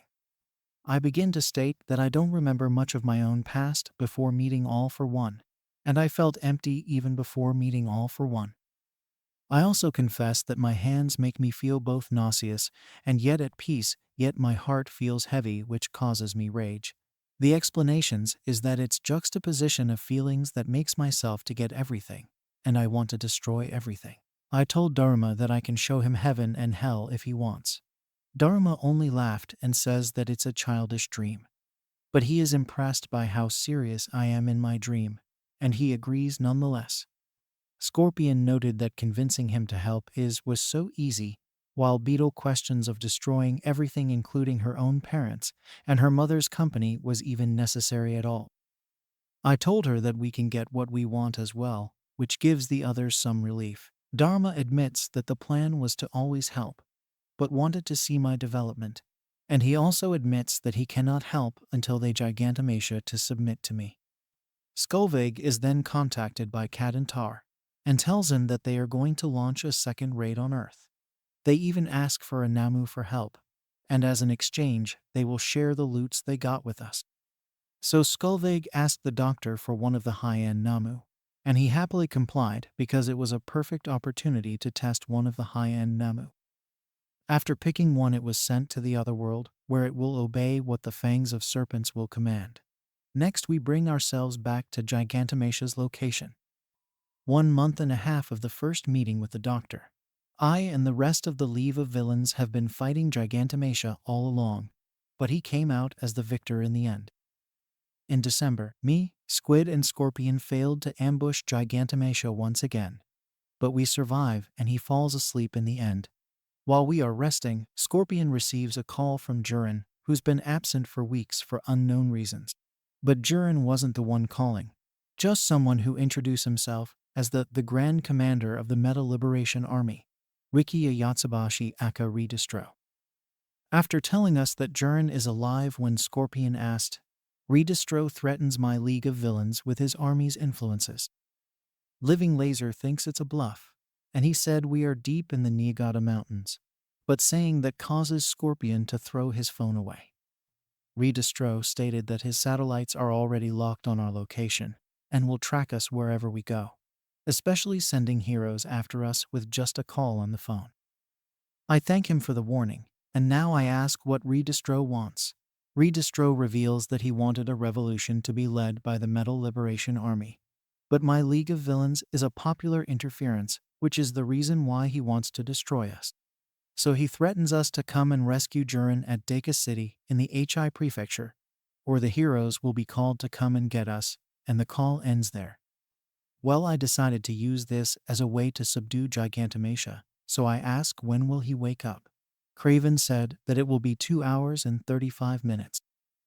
Next I ask for Skullveg's location from the doctor, and says that he is on the border between Mai and Shiga prefectures.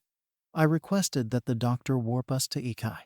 Living Laser asked me what's plan, and I said we are going to attack the Meta Liberation Army while we wait for Gigantomachia to wake up and follow us to Deku City. Craven suspects it's a trap of Redistro, but I don't care about that. Few minutes later, we meet up atop a hill overlooking Deku City. End of POV. XXX. We are going to fight, and the task is not going to be easy. Craven noted since there are still 1 hour and 40 minutes until Gigantomachia wakes up. Someone's coming, Beetle said as the everybody gets ready to fight. But it turns out to be the former pro hero, Sliding Go, who will guide the League of Villains into town and meet with Redistro. Ambush, Scorpion shouted because the Meta Warriors ambushed them, while waiting for them for some time, causing all of them to get separated from the battle. XXX. Hey Beetle, I know about you. Your father and his criminal empire before it was dismantled by the heroes. Beetle battles Chitos Kazuki Aka curious, who keeps interviewing her about herself. Her father and his criminal empire just to taunt her. Don't ever speak about that to me ever again. Provoked, Beetle flies into the air and unleashed her hailfire of lasers upon Curious and her troops, killing several of them, while those who survived, including Curious, have been badly injured in the process. XXX. Part 3. Deku City. You know what? I remember my time when I used to be a quirkless private investigator in New York back then. Scorpion thinking back, while fighting a horde of the Meta Army's warriors and skeptics puppets, which looked exactly like Squid for the purpose of confusing the League of Villains who were Squid's clones, and who are his puppets along with Squid's clones. I remember how the heroes in New York ruined my life, and how that one bad day led me to what I am now. I'm done with having no control with my life. Scorpion, who had enough with having no control of his own life, then unleashed an electric blast from his stinger, which destroys all of Skeptic's puppets and killing all of the army's warriors in the path. How's that? XXX. Skullveg battles Gitten while Craven is struggling on his own against a group of the Meta Liberation Army. Then from out of nowhere, Squid's clones then comes to his aid.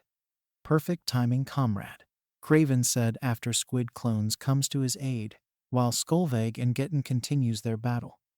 Now I'm going to kill you this time. Even if my troops get killed in the process.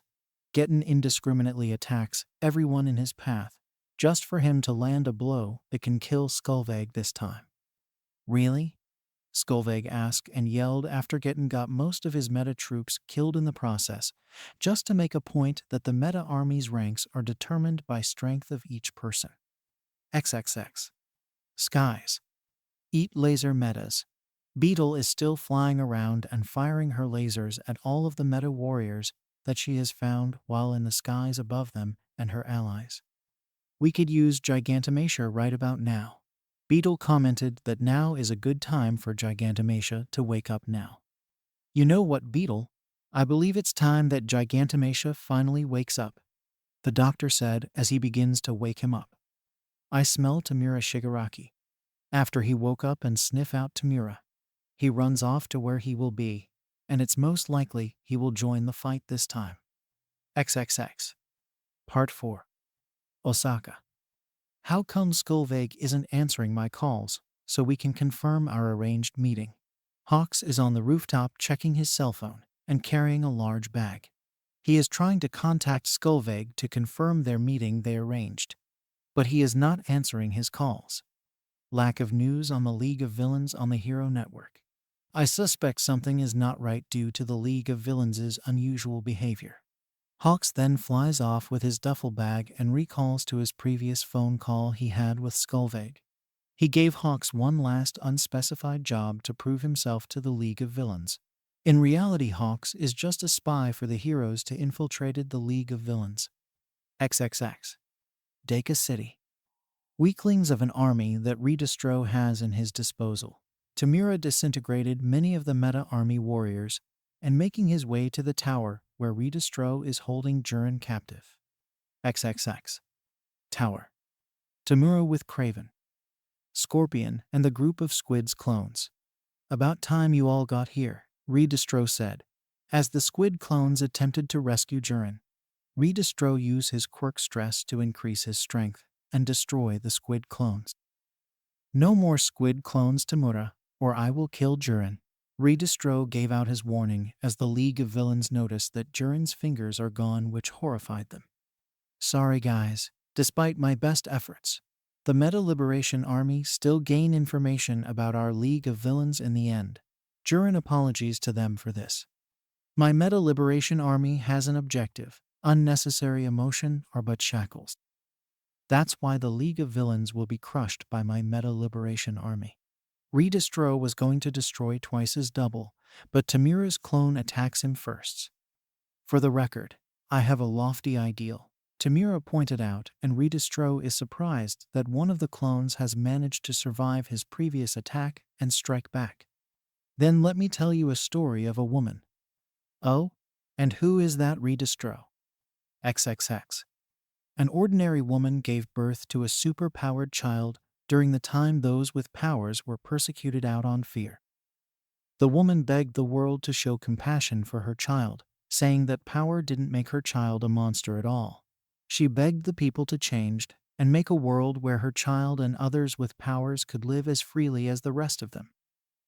Unfortunately, her pleas were met with ridicule and buried. In the end, she was killed by the Mutant Response Division's officers. I already know who the Mother of Quirks was. Tamura tells Redistro that he already knew about the Mother of Quirks.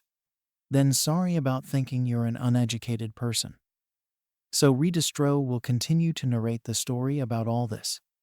With the rise of the vigilantes, namely the X-Men and their allies such as Captain America and Master Mold, and the Sentinels turned on humanity in order to eradicate all of humans with quirks who are known as mutants back them. The successive governments revived the woman's words for their political campaigning, so quirks were accepted. But they began to establish laws that restrain their use. The new form of the Mutant Registration Act regarding the heroes have only suppressed the mutants since her death despite the halt of the Project Sentinels. Distro proclaimed that this was not the future for which his mother died. It's to continue the revolution as Magneto's successor, his father-in-law, by marrying his youngest daughter Lorna to achieve a world where quirks can be used freely. He started by reorganizing the Acolytes on Genosha into the first Meta Liberation Army to combat the MRD and the heroes who allied with them. I plan to continue with Distro's legacy. So what do you think of my ambitions of my ragtag group, since yours is only about destruction? And how can that possibly outweigh my army's dreams? Redistro now asks what Tamura's clone thinks of all this. Squid created a cushion for Jiren.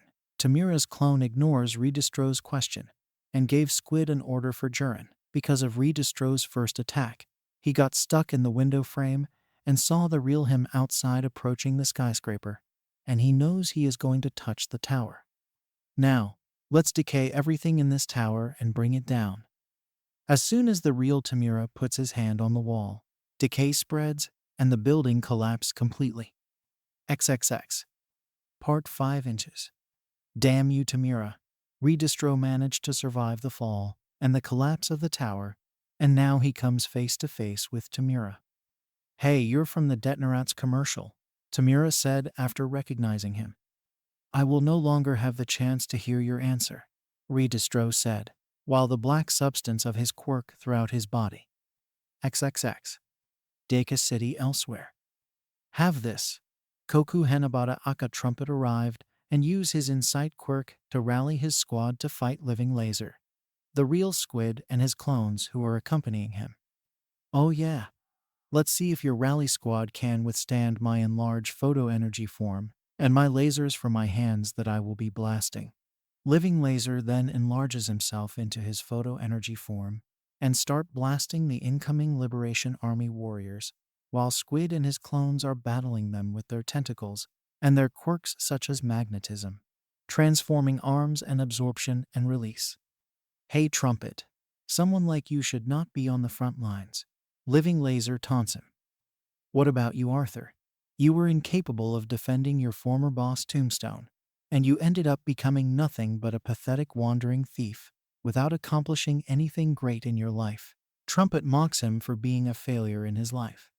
Still, Living Laser was able to get rid of Trumpet's warriors before he starts to remember his life after Tombstone's fall. He was already aware of how pathetic it was as he's shrinking back to normal size. But right after being offered a place in the League of Villains, he was given a new purpose in life. I admit that I might not be a worthwhile person who can't accomplish anything without standing on the shoulders of others. But there is nothing wrong with that, and you're no different than me. Living Laser said to him, much to his disdain. XXX. Meanwhile, Jiren emerges from the ruined tower unscathed and unharmed thanks to the clones of Squad who protected him. Next he sees Tamura being face to face with Redistro, who has increased his size all thanks to his stress quirk. You really have a dwindling numbers, and where is your bravado? Tamura taunts him as he attacks Redistro by touching the ground and extending his decay quirk. Come on Jiren, let's go, Scorpion said as he and the Squid clones take Jiren away to avoid being affected. XXX. Part 6. Redistro starts to evade Tamura's decay quirk before moving in to attack him, who can barely avoid him and loses a part of his left hand. Redistro grabs Tamura and starting to snap his injured hand for killing many of his minions. I was not raised to judge people by their quirks. Quirks are also directly linked to the personality, and your decay quirk is a good example of this credo, Redistro said while holding him. What do you even seek to create since you appear to know nothing but destruction? Redistro asked him a question. I only care about the hand that I grasped in my left wrist, because this belonged to my sister Hana, which you destroyed, Tamura said before continue what he is saying. My long buried memories of my family is coming back to me. I remember the moment when All for One gave me the preserved hands of my family. He advised me to keep them close to me so my memories of their deaths and the pain and anger I felt would never fade away. I also remember Hana, who comforted me after I got scolded by my father. After Tamura finished, Redistro proceeds to crush Tamura's hand, and those memories starts to trigger Tamura's instincts, and allowing him to decay part of Redistro's fingers by using only 2 fingers. Redistro then tosses Tamura away after this phenomenon surprised him. I feel my head splitting, Tamura said, while remembering his mother now taking care of him when he was very sick. Redistro wonders if he received the wrong information about the decay quirk, since it is assumed that Tamura needs his 5 fingers to activate it before. I think Tamura is in the process of fully awakening his powers, just like my subordinate Getten, Redistro realized as Tamura dashed toward him. And he is far more nimble and quick than he was at Camino, and such far more dangerous. I'm done playing around. Redistro wishing to end this battle and proceeds to bulk up his body to 80% liberation, causing his body to contort and bulge, until he becomes demonic-like in nature.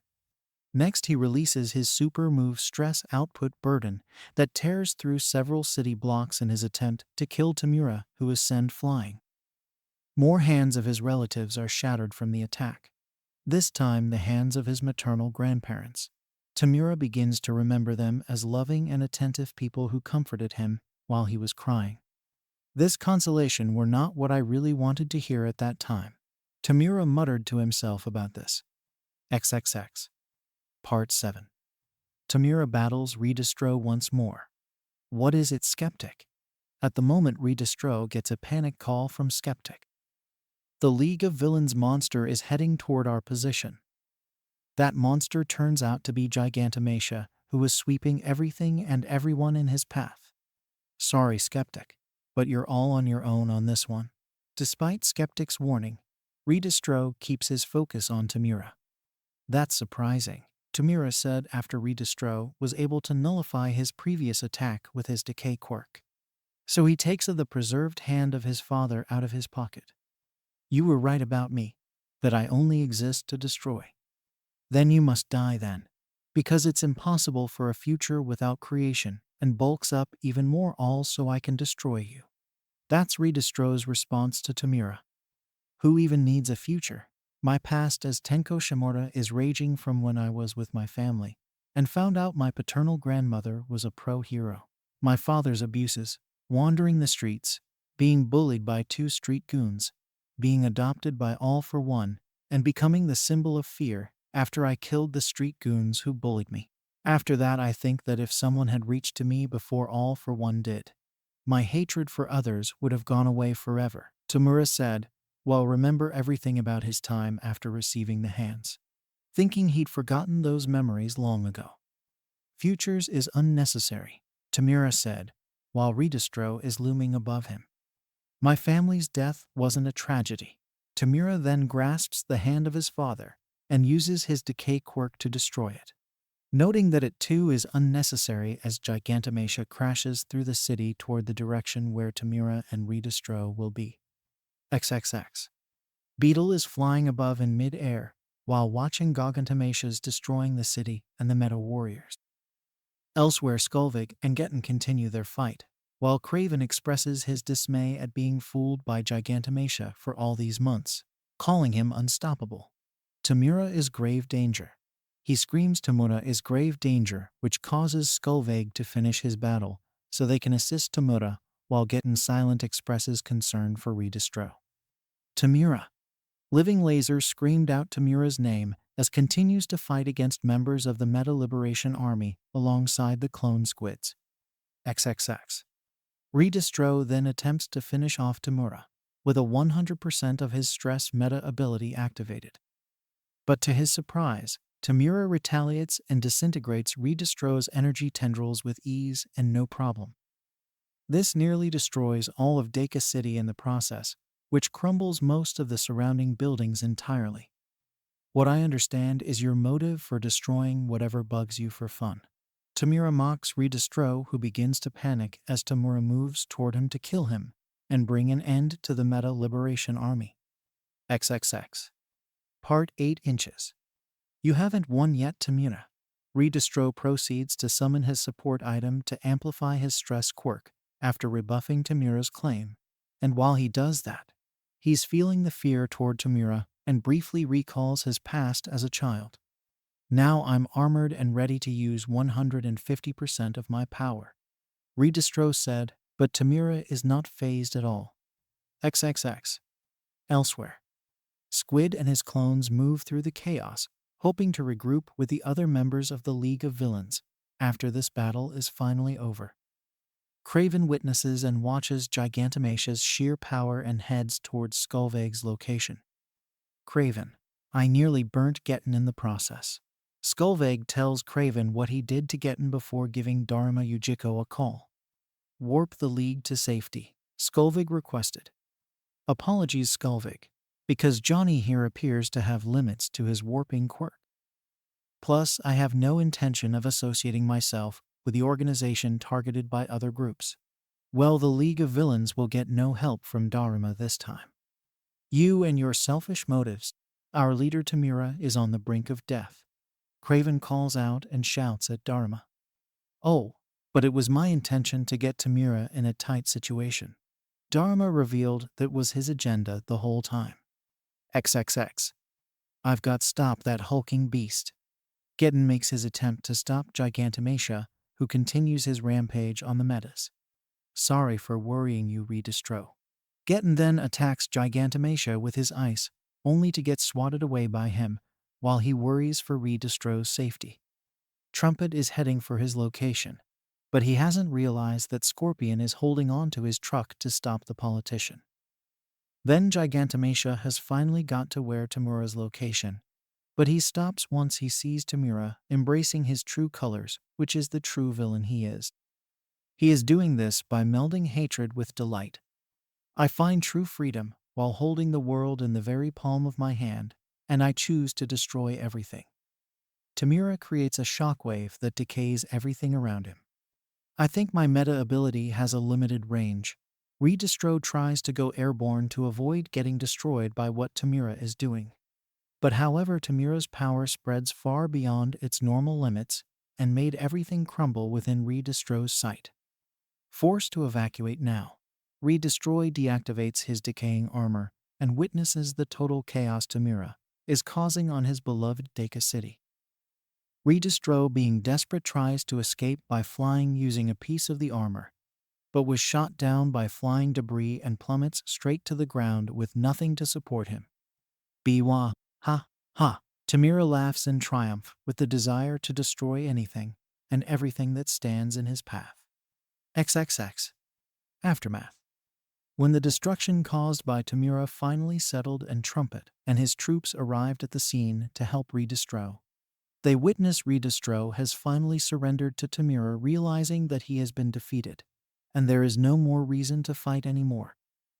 The Meta Liberation Army has lost, and the League of Villains has won the battle against their rival. XXX. Part 9. Redestro surrendered after realizing that he is defeated. I think your troops simply followed your command, but not your will, Tamura said in belief, as the revival celebration has to come to an end with the League of Villains emerging victorious, with Gigantomachia shed a tear because he now accepts Tamura as all-for-one successor after his victory against Redestro. XXX. Terrorist attack caused by villains who have a grudge against the heroes ravages Deku City. News of the attack is covered by the Meta Liberation Army. Skeptic and his puppets were editing and manipulating the footage of the battle and destruction of Deku City to make it look like a terrorist was the cause of it all, with a grudge against the heroes, with the inhabitants of the city fighting against them. Reports detailed that all of the terrorists and many civilians lost their lives, and that Shueisha executive Chitos Kazuki has been fatally injured, while Detnerat CEO Rikiya Yatsubashi lost his legs. The public is divided over the actions of the civilians, some applauding them for taking action, while others insisting that their actions led to more deaths. An investigation continues regarding the incident and the probable connection between Detnerat and Shueisha. XXX. Meanwhile, 1 week. The League of Villains recovers from their injuries in the Army's HQ, dining on ramen while awaiting for a meeting. Skeptic and Trumpet enters to lead the League to the 4th level of the HQ's basement. Skeptic gets annoyed at the League's slow response and complains that it was the Meta's money that paid for the ramen, medical treatments, and doctored videos. You need to stop that because we are their allies now. Trumpet told Skeptic to stop because they are allies now. I wonder how Tamura still has a hand. Beetle wonders after seeing a hand on his face as they all wait on stage. One of them survived. Living Laser responds to her. To the League of Villains and the Meta Liberation Army. The army will be reborn, and he was mistaken about me. Redestro enthusiastically persuades the crowd that in his attempt, their attempt to seek Destro's will, they did not see that I embodied the very freedom that Destro spoke of. Plus, the position of Grand Commander now goes to me.